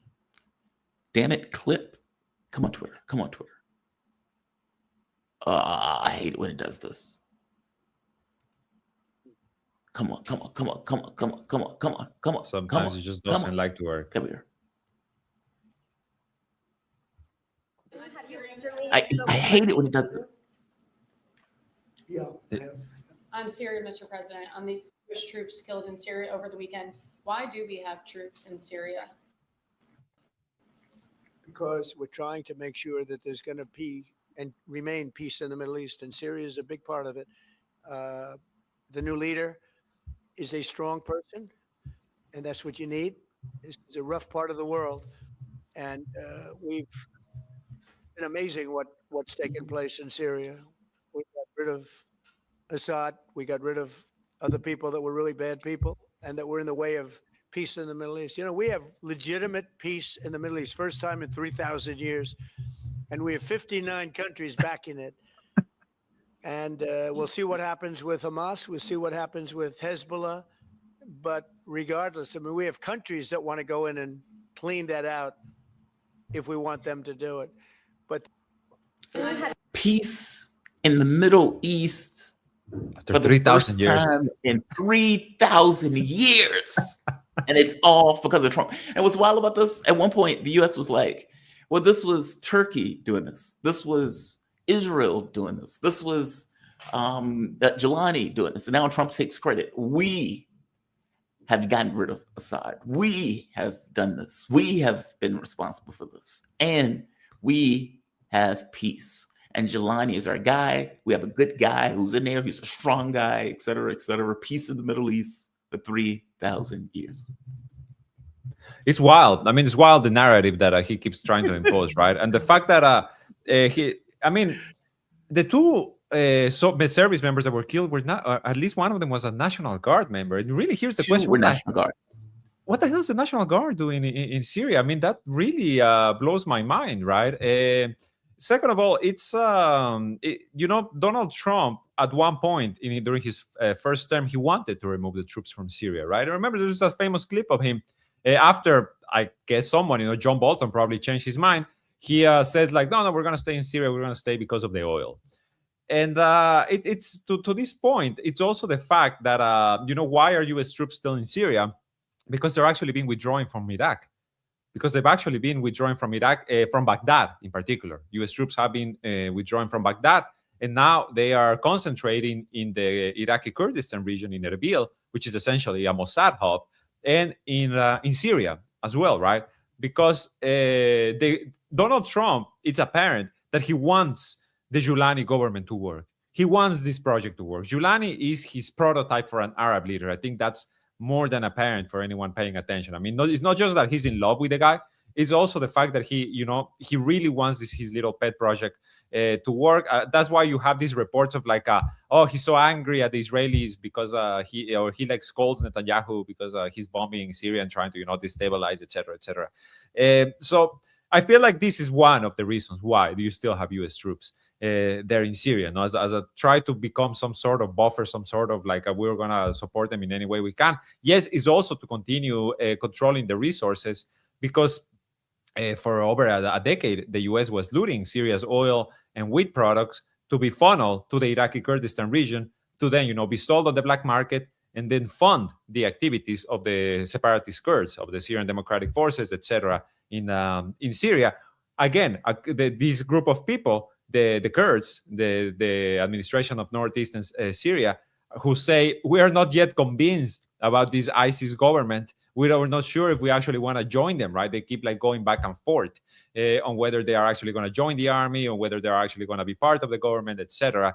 So you have still all of these hanging questions. But Donald Trump likes he likes the picture, he likes the announcement, he likes the soundbite, he likes to say peace in the Middle East. What peace? The situation is as bad as ever. He says, we are going to help this government continue and do whatever it's doing. And yet you have U.S. troops getting killed on the ground. I mean, Jamal, don't forget that the attack on the U.S. troops came just like a day after the U.S. House of Representatives voted to leave the Caesar Act. So it's wild, right? That these things happen at the same time. You would expect the opposite. I feel like Donald Trump and everyone else would expect the opposite to what's happening, but that's just because they're lunatics. They're fascist lunatics who think that the world's going to work exactly as they see fit, and they never consider that people on the ground might have different ideas or might have different takes, and not just people on the ground, even allied governments like the Israeli government who goes and does whatever the hell they want. I saw the article that Donald Trump apparently gave a scolding to Israel over the attacks that were taking place in Syria and the balkanization of Syria and everything else. Look, I never buy those articles. This idea that, even though I don't buy those articles, though, there could be a contradiction in the way that, let's say, Israelis view their role as a proxy of the United States versus the way the U.S. views Israel's role as a proxy, meaning Israel may have its own objectives. They may have their own things that dovetail with the United States, and some of those things may diverge at a certain point. If indeed, is Syria one of those things? Where, as you point out, the United States wants Syria to effectively work as a proxy of the United States in that region. Israel looks at Syria as that's more land that we can effectively steal. Mm-hmm. Not to mention they're going to come up against the Turks at some point because they're rubbing borders after the balkanizations of these countries. Turkey also wants Syria to work, obviously, because Turkey sees Syria as an extension of their own power. Are these things in conflict? Yes. Yes. The short answer, yes, completely. It's apparent that, Israel is looking to continue to expand this war. Israel is not on the path toward peace or in the path towards de-escalation. It's obvious that, they are inflaming, for example, the situation in the south of Syria with the Druze, right? Yes. And then coming in as saviors, like really creating a situation in which the Al-Qaeda army of Syria, it's so violent against the minorities that these minorities have literally nowhere else to turn at this point, right? And they just start begging for Israel to help, because Israel, in particular, with the Druze, has always tried to present itself as their savior, right? As their close ally, etc. So Israel, what it wants out of Syria is exactly what you're saying: the Balkanization, the complete division of this country into little sectarian states that are constantly at war with each other. Because the Zionists, they thrive in chaos. They thrive in chaos. I think that's become very apparent to anyone, again, who's been paying attention. And also, it gives them a justification for their own Jewish state, right? If all of a sudden, in Syria, let's say, you have the Alawite state and the Sunni state and the Kurdish state and the Druze state and the Shia, Christian, whatever, regions, everyone living apart from each other or living, under their own system of government, then that gives legitimacy to the existence of an ethno-supremacist Jewish state, right? That is everything where everything's ruled by the religion, right? By this little group of people, of colonizers who are coming from abroad. So this benefits Israel. It doesn't benefit anyone else, really. It doesn't even benefit the U.S. or Turkey, as you were saying. Right, the U.S. or Donald Trump in particular. I don't want to say the U.S. because honestly, Israel and the U.S. are two sides of the same coin. But I feel like Donald Trump does still want to not have to, to remove troops, to be able to essentially give up this. He wants Syria to be a bulwark, between Iran and Israel and Lebanon as well, right, with Hezbollah. So if he can get this little pet project of his to work and be self-sufficient, then he can also have his little headline, his little soundbite, in which he says, I finally, all the troops have left. I ended all the wars. I did not just bring peace after 3,000 years. I ended all the wars, and now no U.S. troops, everyone's coming home, etc. But the Turks, who also want Syria to be a centralized state with everyone, under the control of the Julani government, like you're saying, they're going to come at some point head-to-head.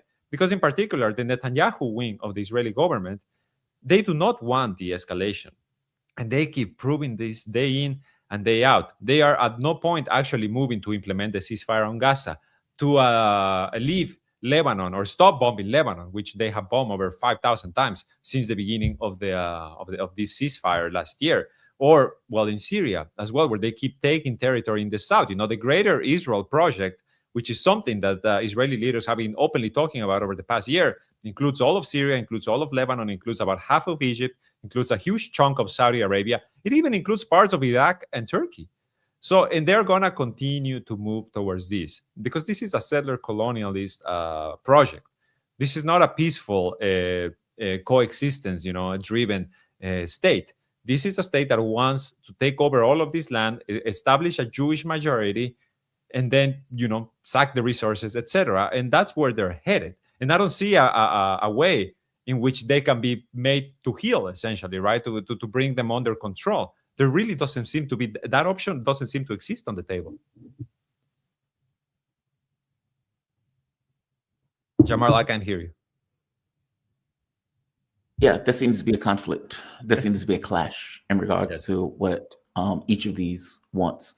How does Erdogan fit into this? I mean, I would imagine the United States believes that they have control over Jelani.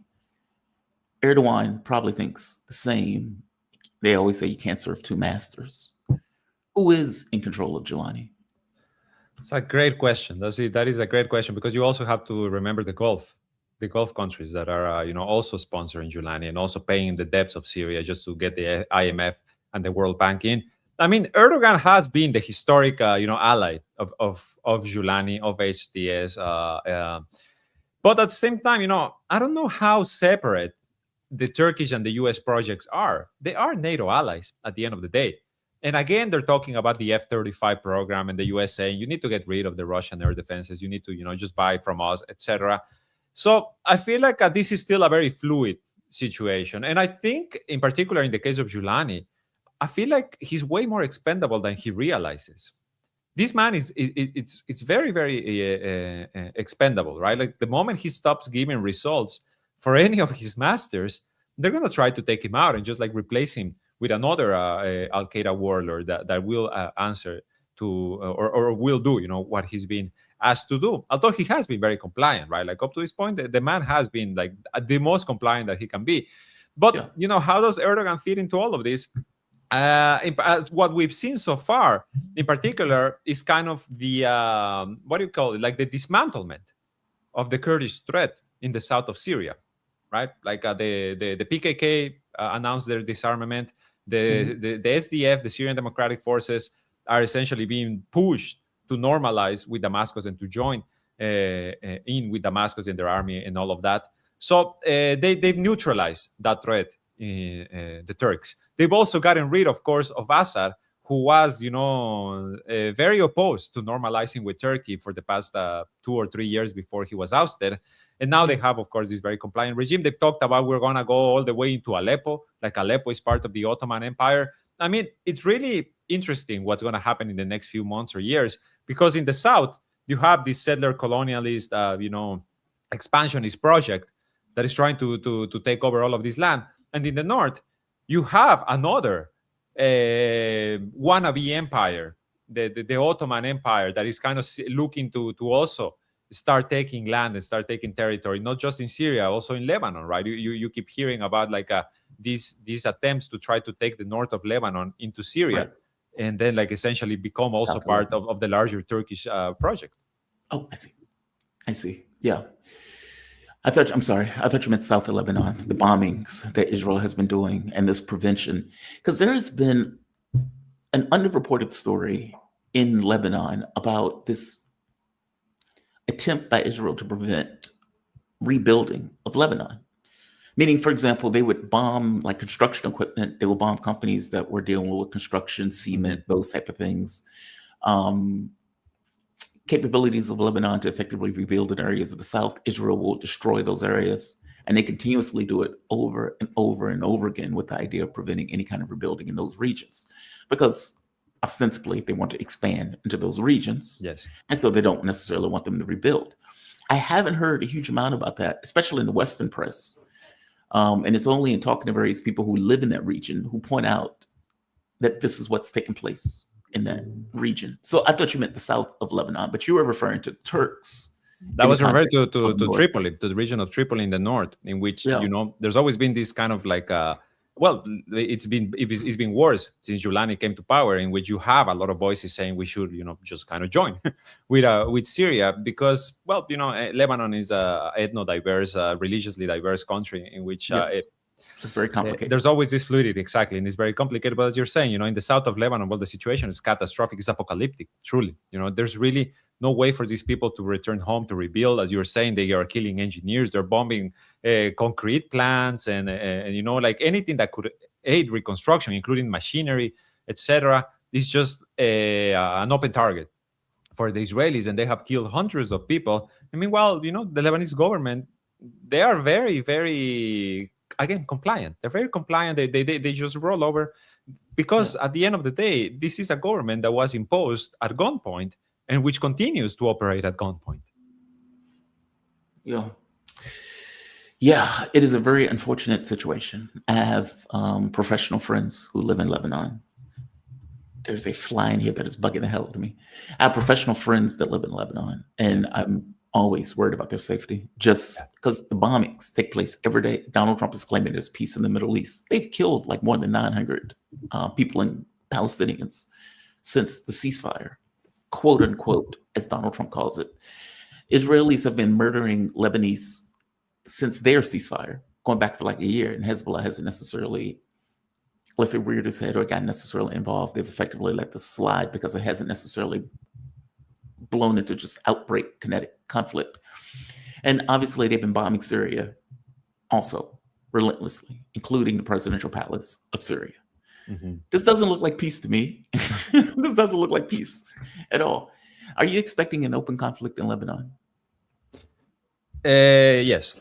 I wish I could say no, but yes, I don't think there's any way out of it. The threats have been, increasingly escalating, and the bombings as well. The Lebanese army, the Lebanese government, they don't have a way to disarm Hezbollah. They just don't have a way. And there's obviously an unwillingness inside also the Lebanese army to go in with force, right? To go in with force and try to essentially spark a civil war. There's also the fact that it doesn't matter what they do or how much they comply with the terms of the one-sided ceasefire, that Israel is going to continue attacking, right? There's already no Hezbollah weapons south of the Litani River, which was agreed, what was agreed upon in the ceasefire agreement. And UNIFIL has verified this. I mean, just a few days ago, Jamal, the UNIFIL and Lebanese army troops raided examined, investigated a house in the south of Lebanon with a drone flying overhead, like an unknown drone flying overhead.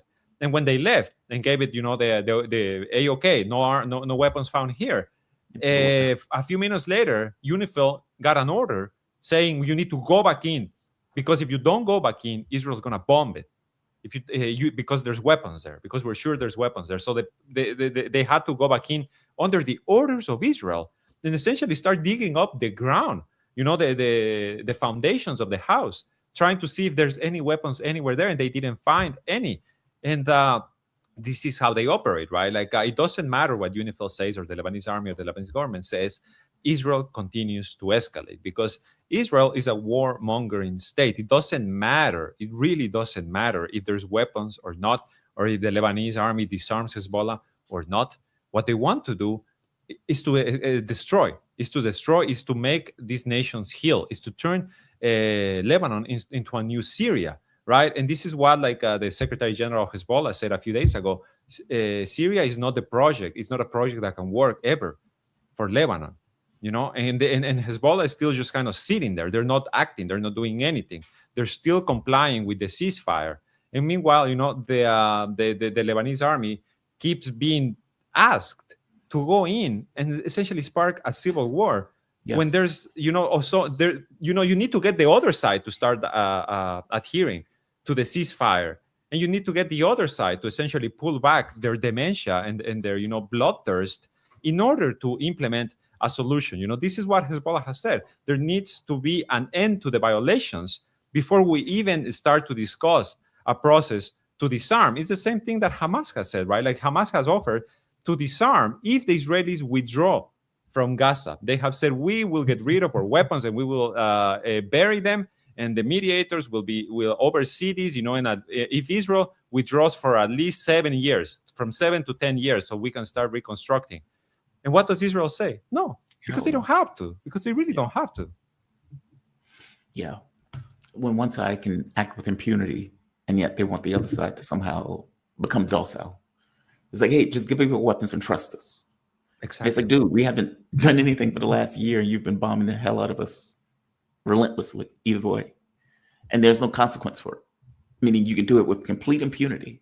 Then yeah, why would any of these groups give up their weapons or give up their arms? No, I totally agree. It's an announced death. It's an announced, they are killing people during a ceasefire. It's obvious that their word is worthless. It's worth nothing. Yeah. Esteban, great breakdown, man. Fantastic breakdown. I'm so glad that you came back. I haven't seen you in a while, so it's great to catch up and great to talk to you again. Thank you for this. I really appreciate it. Thank you, Jamal, for having me. Absolutely, always a man. pleasure. And just to the audience, Esteban Carrillo. He is an Ecuadorian journalist currently writing for The Cradle, previously with Telesur English. They cover topics in the Middle East, and they cover topics in South America and Latin America.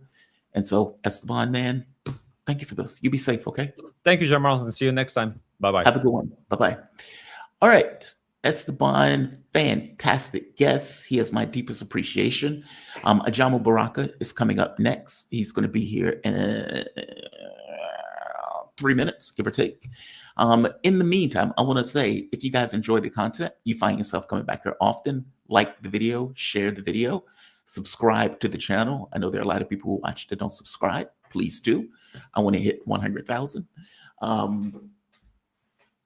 Obviously, I want a plaque that I can put on a wall somewhere at some point when I get back to the States. Also, let's go to the chat while we're here.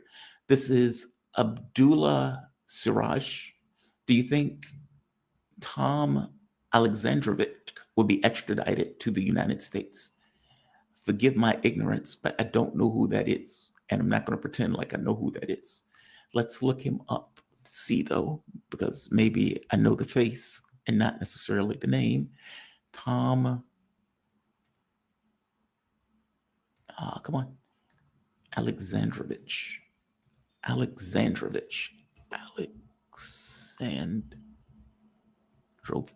name sounds Russian. And Las Vegas topic, Tom Alexandrovich. Israeli civil servant serving as executive director for Cyber Defense Division of the Israeli National Cyber Defense Directorate. Skips U.S. court hearing. Judge denies lawyer's claim that he could skip arraignment on child sex, crime charges in Nevada. So it depends on where he is. If he's in Israel, no. If he is in Israel, no. I know who you're talking about. I know who he is. I know of the case. Look, if he has skipped and has gone to Israel, just so the audience can see who we're talking about. Did I get rid of that post already? God damn it. I closed that thing already. Let me pull this back up. This guy's a pedophile, apparently. This guy. Israeli official, pedophile, gets caught in Las Vegas. If Tom here is able to get to Israel, then the answer is no. Israel will protect the pedophiles. They will protect the pedophiles. And so that answer is unfortunately no. The answer is unfortunately no. By the way, thank you for the chat, Abdullah. Thank you for that. Look, you guys make the show what it is. All of your support helps with this channel, whether it is Super Chat, memberships, Buy Me a Coffee, Patreons, all of those things help. And you have my appreciation for it. Also, like the video, share the video, and please subscribe. I hear my guest here. He is in the background. I'm going to let him get situated before I bring him in. Has anything changed in weekly news? It travels fast. Weekly news? What do you mean weekly news? We're covering weekly news. We're covering. I am joined with the man himself, Ajamu Baraka. How you doing, Ajamu? You doing okay this morning? I can't complain. I'm like the old folks. When you get up in the morning, it's a good day. So it's a good day for me. I am feeling that same way. I'm at the ripe age of 48. I'm heading into 50. So yeah, I feel you. You're a young man. Yeah, that's what's like. You're laughing at me. It's funny. I had Morandi on one day, and Morandi was like, "How you doing, young man?" And it's like, dude, I'm nearly 50. But thank you for joining me, man. I really do appreciate it. I appreciate you. You invited me back. Yeah. Of course, of course. So there are a few subjects I want to hit, and I guess the first one has to be Bondi Beach. From my reading of this, there were 15 people that were killed, 27 people that were injured. Netanyahu is trying to flip this into Hezbollah, and Iran apparently has something to do with it. There's no evidence of that. Australia is currently running an investigation. It was a father and son. The father was an immigrant. The son was not. He was born in Australia, and both of them went after, I think it was a Hanukkah celebration. I've become callous, and so I want to hear your take on this before I give my take on this, just as an overall point of view. What are your thoughts on this? Whenever there's innocent loss of life, it's always a tragedy, no question about that. But what we're seeing with this is a kind of unsurprising opportunism emanating from the Israeli fascists, who see this as an opportunity to push a line. The war criminal Benjamin Netanyahu went so far as to suggest that it was the fault of the Australian government because it supports a Palestinian state. In other words, the very idea of Palestinians being independent, of having self-determination, is seen as an extremist position from the point of view of these kinds of criminal Zionists represented by Benjamin Netanyahu. But that statement in and of itself is also predictable, because we have to remember, just a few months ago, it was released or leaked or whatever, that the Israeli authorities have recognized that for the first time in their history, they have now been exposed. That is, in covering the genocide in Gaza, it opened up a number of questions about the very nature of Israeli society.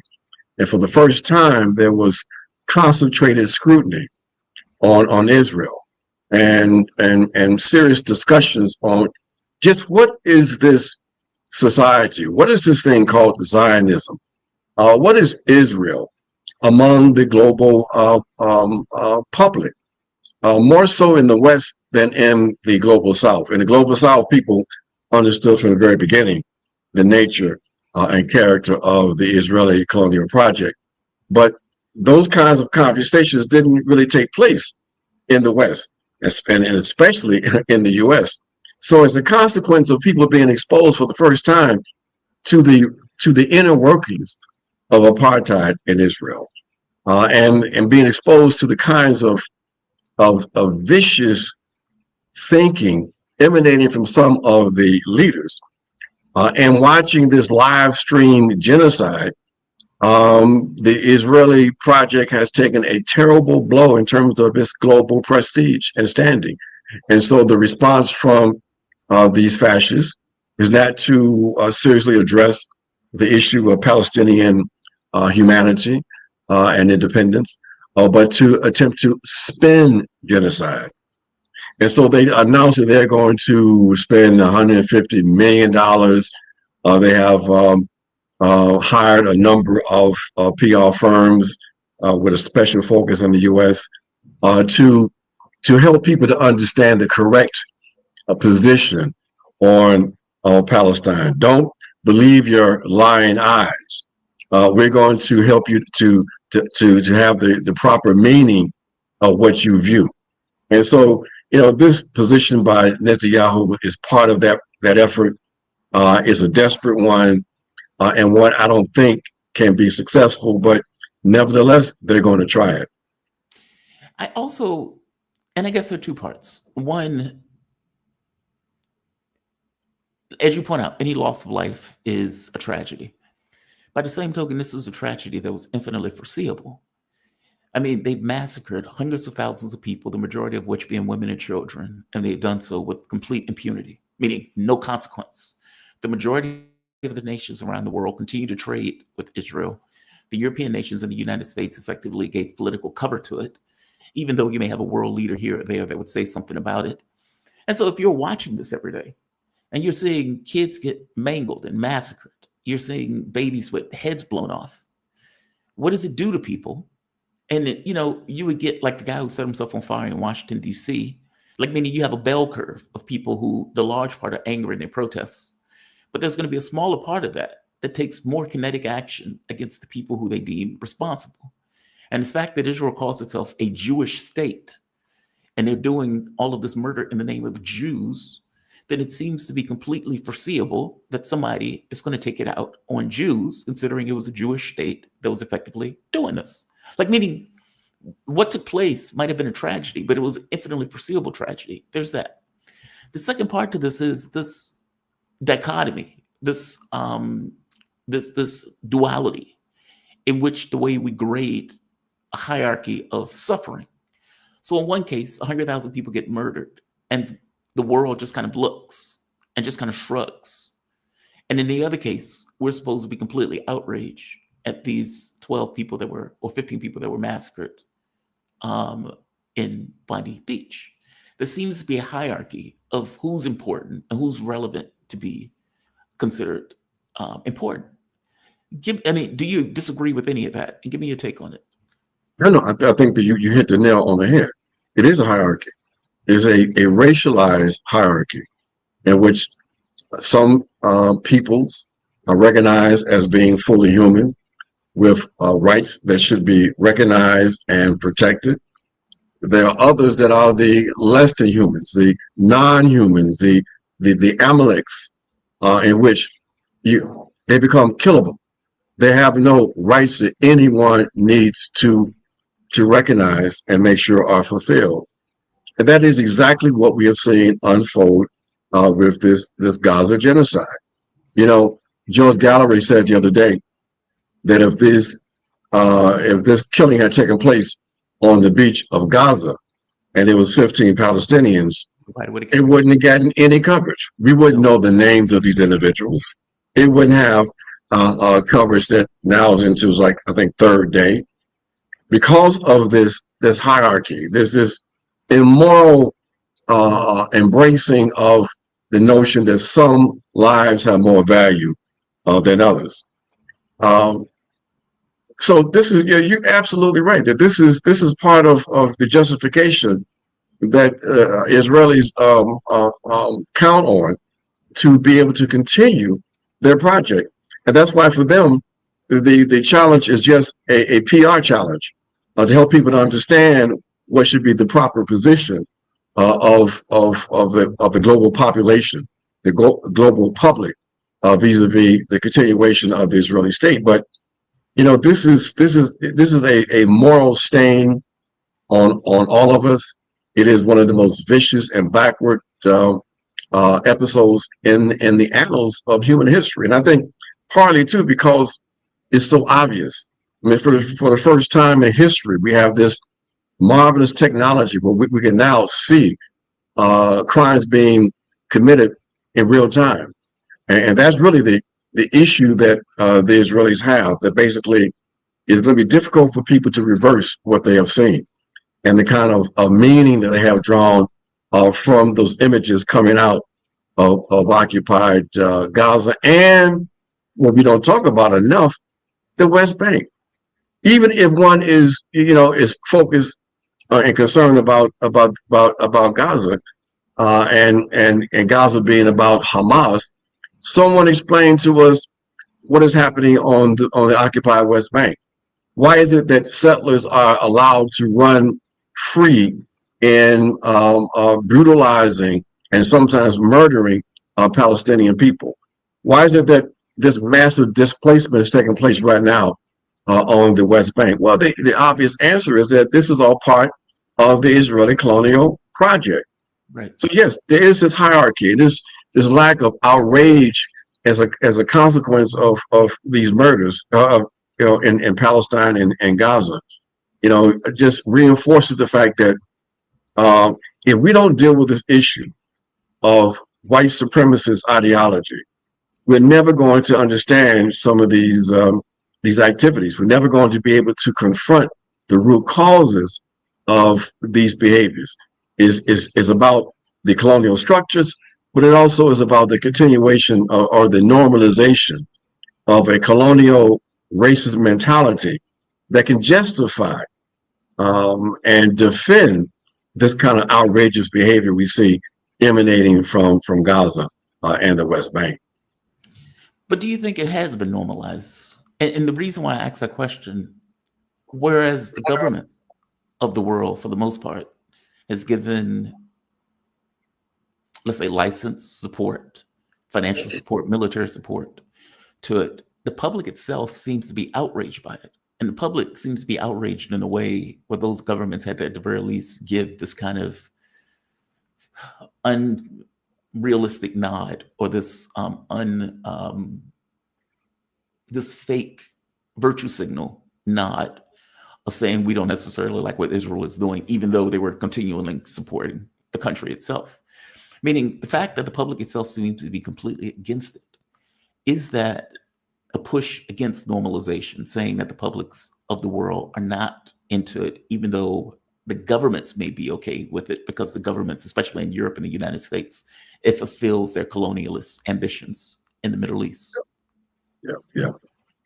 No, you're absolutely right that we have to remind ourselves as we make these analyses to ensure that we make those distinctions between the positions of governments, in this case, in the West, and in particular in the U.S., a oligarchy that has a certain position on Israel, and the outrage that many people in the public experience as a consequence of being exposed for the first time to the reality of Israel.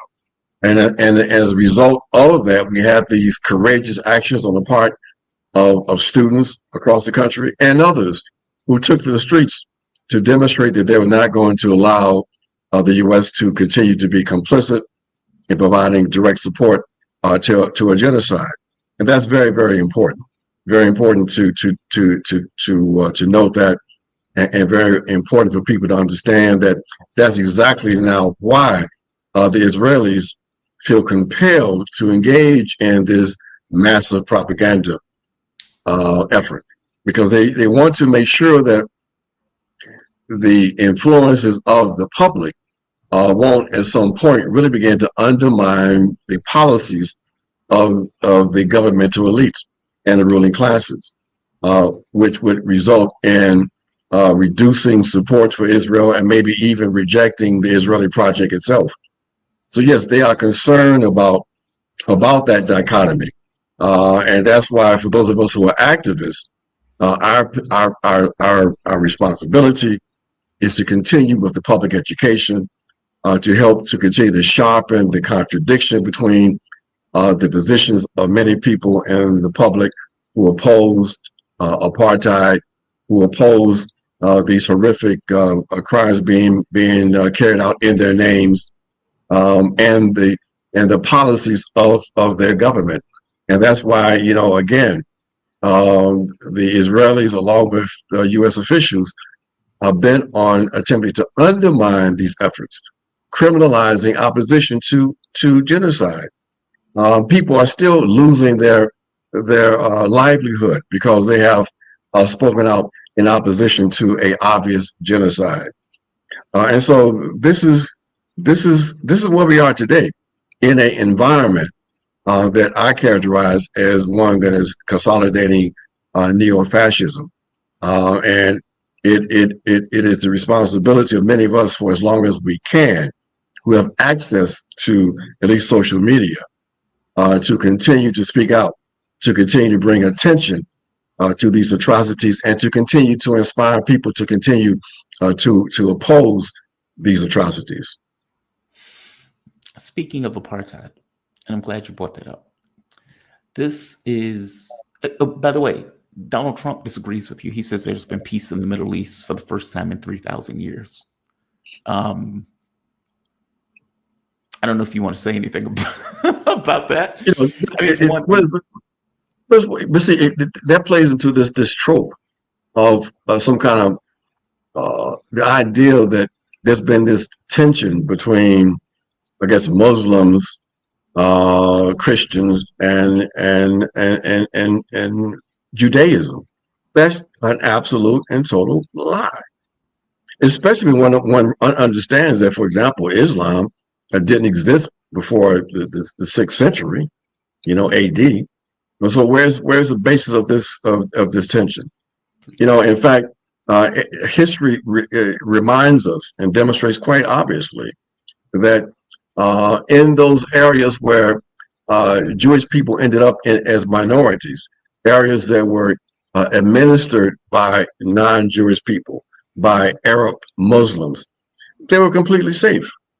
It wasn't until the modern day Zionist movement that emerged at the latter part of the 19th century, and the agitation that they were involved in, and the imposition that that Arab people felt as a consequence of this movement aligning itself with British colonialism and being imposed in Palestine, that you had this intensification of these issues. When in Spain, when the Christians finally expelled the African Moors from their territory, who had to leave also? Jews, who were not only were they uncomfortable, they were being persecuted, and they had to leave in droves that area and return and go back to the other parts of the so-called Middle East and other parts of Europe, where they were still being prosecuted. So, this is an outright lie. But look, Trump is an idiot. He knows nothing about history, and the very fact that they allow him to make these outrageous comments over and over again, it really demonstrates he has no one around him that can, as we say, pull his coat and help him to moderate some of his commentary. Yeah, he says it constantly. 5,000 years, 3,000 years, we're at peace, et cetera, et cetera. I'm glad you brought up apartheid. So Elon Musk, South African, has said something that has royally pissed off the ANC government, or I guess it's a unity government at this point. Musk has pointed out he's effectively went on social media. South Africa has now more anti-white laws than apartheid had anti-black laws. Now, this obviously pissed off the South African government. And what Musk is effectively talking about is, you had an apartheid state. When the revolutionary government came into fruition, part of their objective was to balance the scales from, let's say, all of the land and everything else that had been taken from the black population. The ANC has not done that, which is why they've been losing political support over the course of the last 30 years. And this time around, they've allowed, let's say, the white group, I think what is it called, the Democratic Alliance, into their government for the first time, which I think is a nose in a camel's tent, but that's none of my business. Give me your take on this. How is Musk getting this wrong, and why is he getting this wrong? The why is quite obvious. The why is because Elon Musk is a white supremacist. He grew up in the apartheid environment. He materially benefited his family from apartheid. He provided him the material base to, with loans from his father and others, to embark on his global business adventures.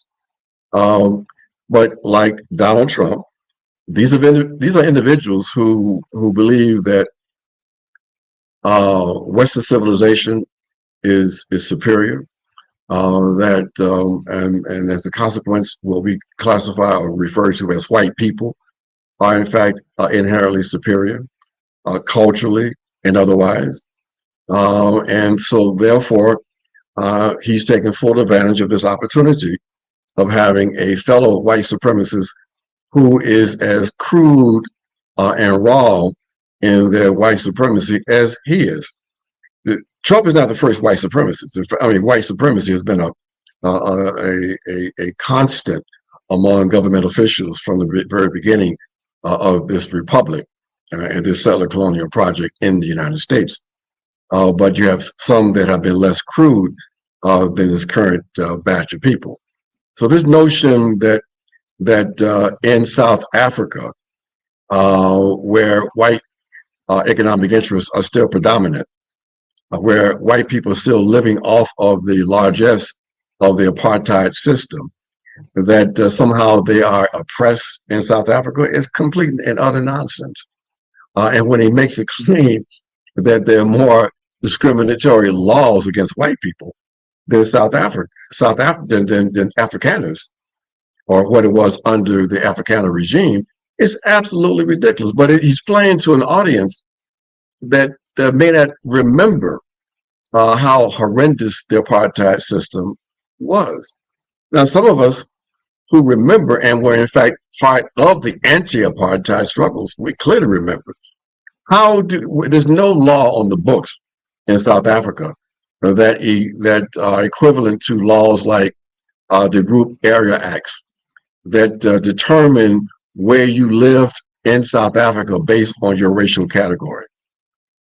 And the fact that you had to be classified racially in order to be able to move around in certain parts of the country. And when you moved around in the country, you had for Africans, you had to carry a pass because there are certain areas that you were not allowed to go into.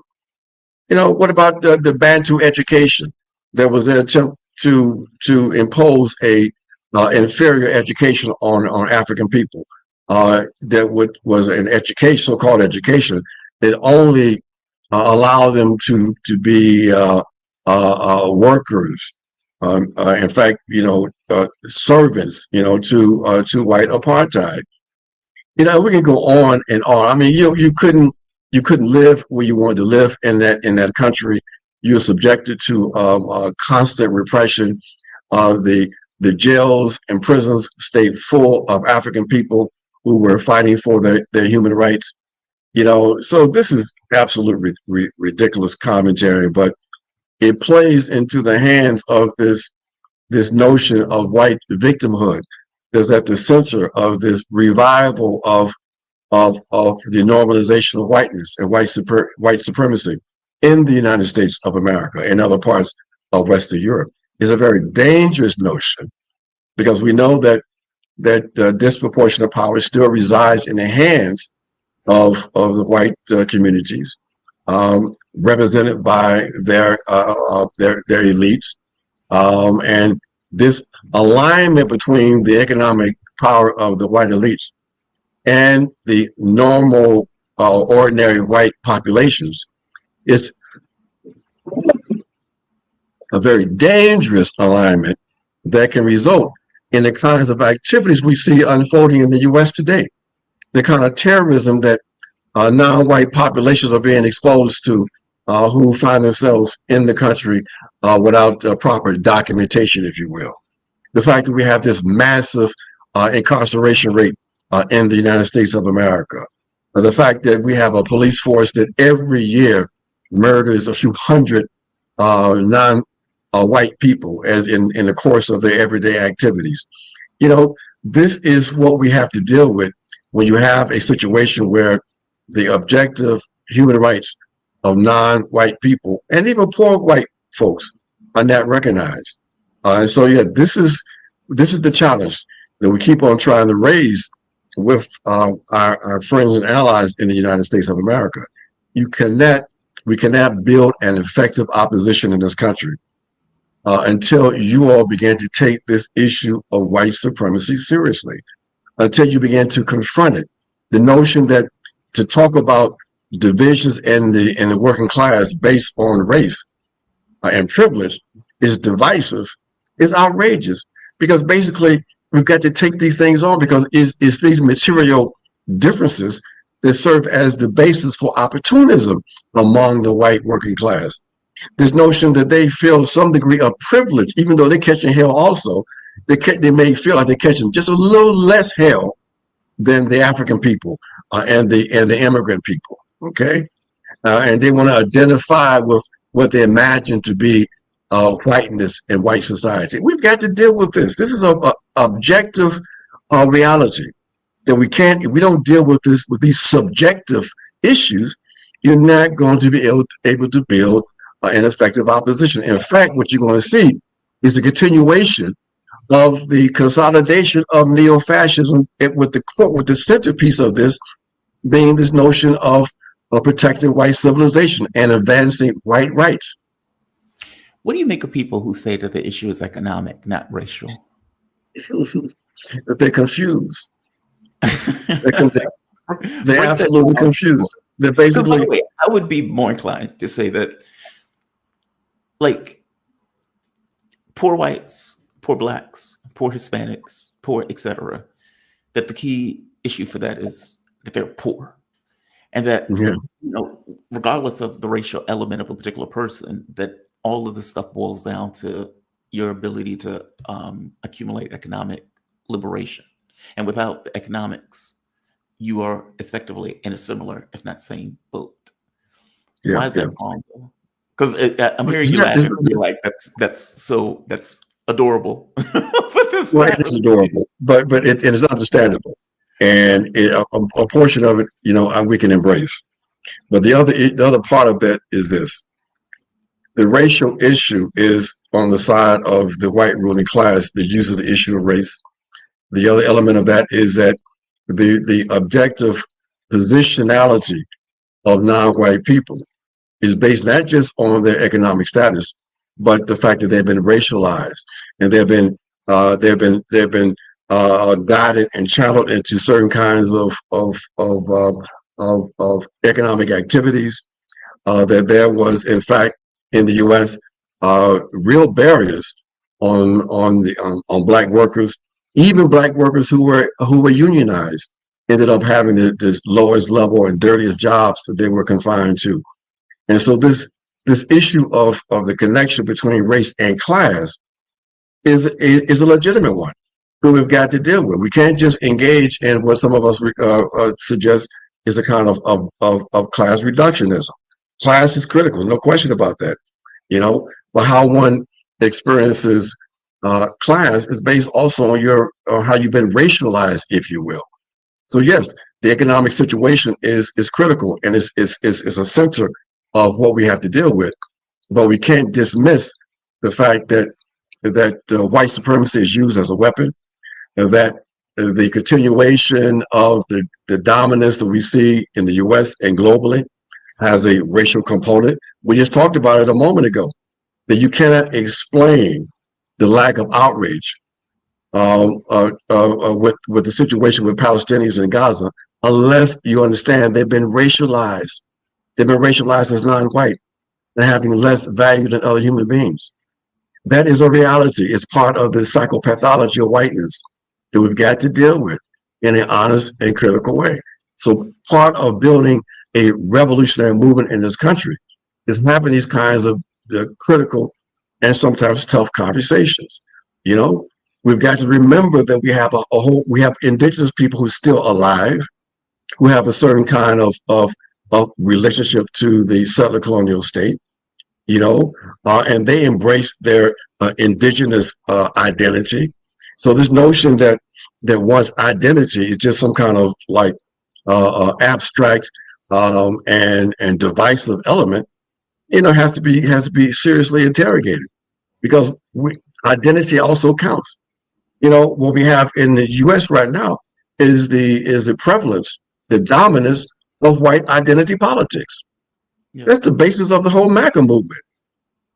Am I not right? I mean, it is reviving the notion of the U.S. is a white Christian nation, and that is part of what they imagine to be some kind of white civilization, and white people have been victimized because you have these lazy, no good, non-white people who just want to live off the largesse of white civilization.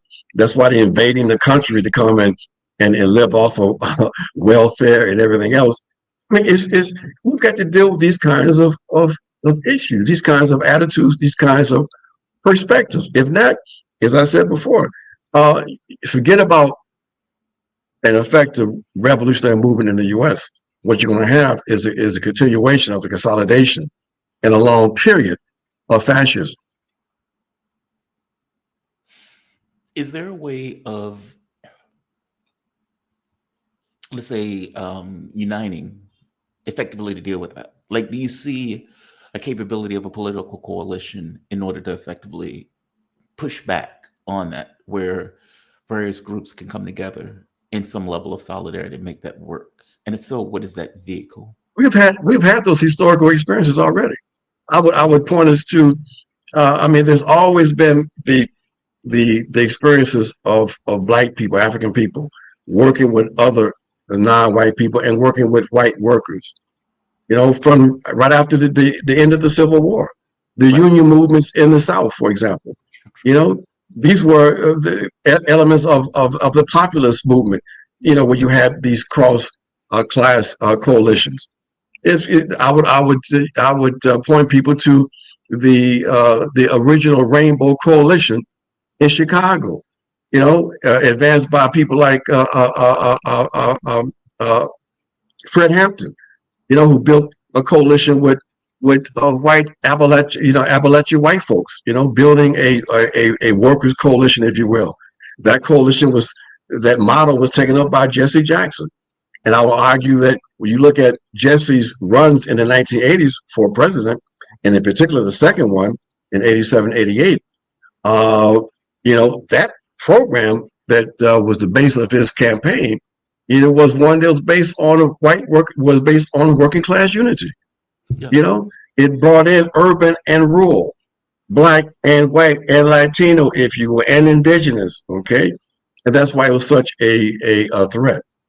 And I would argue that the inability of, for example, like the Sanders campaign, to understand that there is a racial component that needed to be understood, and that you couldn't just reduce it just to the economic, is what helped to undermine his ability to reach out and consolidate among Black folks, and provided the weak link to the Democrat Party to undermine his campaign. That's how he got undermined in South Carolina with Uncle James Claiborne. Because he didn't. And I know for a fact, because we were approached when Bernie got ready to run the first time, where Bernie was like 3% of the population of who Bernie Sanders were. And we laid out things that needed to be done. And in places like South Carolina, and Bernie ignored it. He ignored it. So, he opened himself up to these kinds of critiques. When the Black opportunists, they had a field day suggesting that Bernie didn't understand race, because Bernie didn't know how to do the work. And when he started trying to reverse that, it was probably too late. But yeah, these kinds of discussions are critical in the U.S. And another element of this is this, that basically part of those conversations, I would argue, in terms of racialization connected to imperialism, has to happen because, where is the white working class? Where are the white radicals and revolutionaries on the issue of Venezuela? Why is it that there wasn't more outrage with the mobilization of military forces against the Republic of Iran? Yeah. Why is it that we have progressive governments that find themselves in isolation because of the lack of support coming from radicals in the West, and specifically in the U.S.? The Eurocentrism, has to be dealt with, because the arrogance of white leftists who believe that they understand better than the people themselves how you make revolution has to be confronted. Your responsibility as a left person in the U.S. is to keep the focus on the U.S. and U.S. imperialism. how, whatever the contradictions you may see in these various countries, that's their responsibility to deal with. Your responsibility is put a brake on U.S. intervention, U.S. imperialism. And the fact you don't do that is a manifestation, in my opinion, of your own unrealized white supremacy. Yeah, I've had conversation with white leftists, and it's not all of them, but I remember one tried to tell me one day that he was trying to explain to me Black folks in the healthcare system as if I don't have a litany of Black family members and friends and everything else that are in it. It's like, dude, it's like, how are you trying to explain this to me? I live this, right? This is like my reality of people who I deal with and everything else on a daily basis. Like, it's just, yeah, they have a tendency to do stuff like that. But by the same token, it's not like you've had support for Venezuela, or for that matter, for Iran in general, coming out of the US, whether they were Black, white, or anything in between. I mean, there were groups or pockets, agreed, but we seem to be anesthetized more than anything else on these issues. Well, and not just that. I think there's a theoretical and ideological component to all of this. You have a very strong social democratic tendency in the U.S. That has a very and that tendency is what we refer to as the anti-imperialist tendency.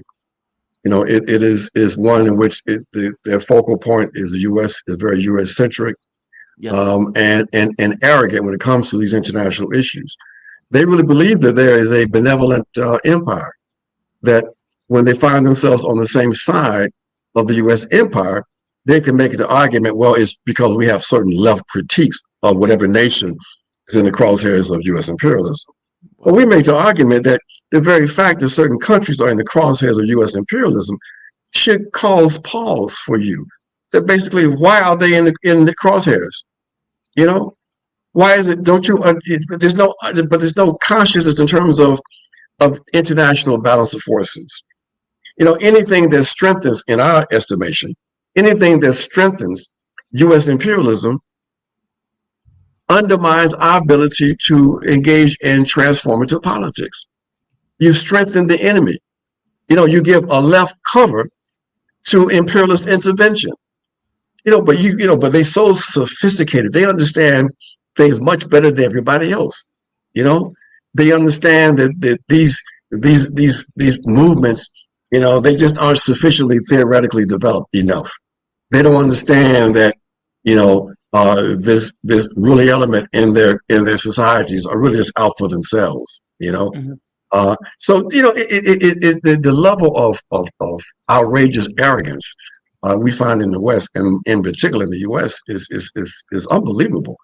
If one hadn't been dealing with this kind of stuff for more than 50 years, but we don't have time for it now, because now we're in a different period, in my opinion. That we have this consolidating fascism built on the foundation of neoliberal fascism that we've been trying to wake people up to for quite some time, while they embraced Democrats and believed that they had the ability to influence democratic policy. The Democrats were laying the ideological foundation and structural foundation for the fascism that now we find ourselves immersed in. And understand this, people think, well, because we've seen so many bad Hitler movies, they have a whole image about fascism. Yes. And I make the argument here. Imagine living in Germany in the mid-1930s, while they were consolidating Nazism, while they were identifying and purging and prosecuting Jewish people. For the most part, life went on normally for most Germans, even though Jewish people were compelled to wear yellow stars and all of that, but that was like over there. It had nothing to do with us, And compare that today. Who are the persecuted sectors in the U.S. today? Who are the racialized others today? It is the immigrants, the migrants, the undocumented. And what is dangerous about this is that people identify that as something separate from themselves, especially some elements of the Black community. And we're trying to show them, you know what? The rhetoric being used by MAGA and others in terms of criminalizing these populations, it's the same kind of rhetoric they have always used for us. But right now, the temporary target are these other non-white elements. But check this out. The bridge between the migrants that they are terrorizing and us is the Somalians. What do I mean by that? The vast majority of the Somalians are U.S. citizens. Yes. But yet they are unleashing the ICE Gestapo against Somalian people, U.S. citizens. Why? Because they Black folks. I'll use the other word, but I don't want to do it on your show. They are Black people, okay? And if they can, as they're testing this and seeing that the response from the population, look, we lived through, people forget about this, when we were burning down cities in the 1960s and 70s, basically, the authorities were coming into our communities, locking down the whole community, and they were doing house-to-house searches. Mm-hmm. Because it wasn't just people throwing rocks and bottles. People forget it. They don't know. There was armed conflicts. There was armed uprising. It wasn't just so-called quote-unquote riots. These, were in fact rebellions. And they elicited the full weight of the repressive apparatus. Okay, these people are completely capable of doing the same kind of activity. When they had that raid in Chicago a few months ago, where the target was supposed to be the so-called migrants in this building, they rounded up everybody because from the point of view of these fascists, you just got Spanish-speaking ends and English-speaking ends in word. Okay, they didn't give a damn. There wasn't no difference. You talking about we U.S. citizens? They don't care. They don't care about that. Okay, that's just one example of what is going to be happening pretty soon. If people don't understand what the terms of struggle is, to understand why we've got to combine our forces, all of us, including those few organizations that understand or they're trying to build power among white workers and understand what needs to be built in terms of building a more effective coalition of radical forces in this country. If we're not able to pull that together, we're in trouble. Because we are in a fascist phase. How deep that's going to be and how long it's going to be remains to be seen.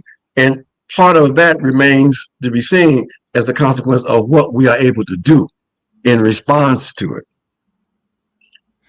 Are you optimistic? Yes, I am. It's going to be rough. There's no question about that. And we are entering a new phase of history. But I believe in the people themselves, and there's always resistance to tyranny. Okay, and we already see that the excesses of the Trump administration is even causing some pushback, even among his base. They see the contradictions.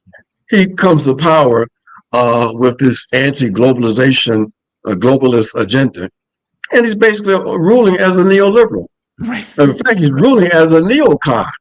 Okay, and they're like, wait a minute, where is the never-ending wars you're going to stop? Why is it that you have turned over your foreign policy to Zionist Israel? Yeah. Now, why is it that basic things like healthcare, our access to healthcare as working class people, as rural working class people, are now being undermined because you want ensure that the subsidies now we're used to remain or continue. Okay, we're hungry like everybody else. We catching hell. SNAP was an important and is an important program for us too. Medicaid is an important program for us. Okay, we are catching hell trying to pay rent, but you are cutting the housing budget. We want access to food, but we also live in food deserts. and the prices of food continue to go up. So going back to your question about this whole the class and economic issue, these things are being sharpened, okay, and that serves as a basis of our potential coalition. But we can't build that coalition unless we deal with all of the issues associated with the class issue, okay? So yeah, I believe we will, though. I think it's almost inevitable, but as long as we have substantial numbers of working class people who will align themselves with the interests of the bourgeoisie, the capitalist class, the longer the phase of fascism will continue. Fascism is no more than a capitalist reform. It comes out of capitalist crisis. Its forms were established during the colonial fascist phase. Is brought back into the metropoles. And so, what we have now with the complete abandonment of democratic values, of liberal values, of human rights and human rights ideals. Why? Because those ideals are now subversive. The consolidation, the continuation of capitalist rule requires now naked repression. Later for all this democratic crap. And what we're going to do, we're going to keep the working class fighting among themselves, fighting against the immigrants who caught hell, who had their economies destroyed. And so they ran to the U.S. trying to make a living for themselves. We'll have people fighting among themselves. We'll have Black people fighting among themselves who want to identify as being Americans and ADOs and foundational Black Americans, separate from African people. It's such a marvelous, approach that they use. But I believe we're going to be able to transcend all of those divisions, all of those contradictions, and build a powerful peoples-based movement based on people-centered human rights. We're moving away from this limited classical liberal human rights that's been weaponized as an instrument for U.S. intervention and European intervention. And we are replacing that with what we call people-centered human rights that emanate from the people, that are legitimized by the people, that reflect the needs of the people themselves. So yeah, I believe we're gonna transcend. We're gonna win. We have to. If we don't win, we're doomed. Because if we don't, for example, take control of the state, dismantle this capitalist state, and do things like take over the energy sector, and engage in policies that will help us to deal with the climate crisis, for example, we can't live on this planet, folks. We have an ecological crisis that cannot be solved by the same capitalist forces that created it. Right. So revolutionary change, socialist transition, social transformation is the only route that we have to go. It's either socialism or barbarism, folks. It's simple as that. And if you don't understand that and not prepared to fight for that, that's all right. But step to the side and keep your mouth closed. Ajamu Baraka. Always appreciate you, man. He is a political activist, former vice presidential nominee, currently serves as the national organizer and spokesperson for Black Alliance for Peace. Thank you for this. I really appreciate it. I really do appreciate it. My pleasure. My pleasure. Thank you. Be safe. You too, man. All right. Shout out to Ajamu Baraka. Strong ending to that conversation. Very strong ending to that conversation. Keep your mouth shut. Step out the way if you don't necessarily want to help. Badass. Badass. We have a membership for 8 months. Sydney Siders suspect Bondi is a psyop. I know some people believe that. And fair enough. Fair enough. Subscribing for Black Alliance for Peace. Yeah, he's strong. He's very strong. All right. I'm going to end this. And I'm going to end this a little early because I don't have any water in my apartment. And apparently it's a thing, apparently. So I need to get that fixed. I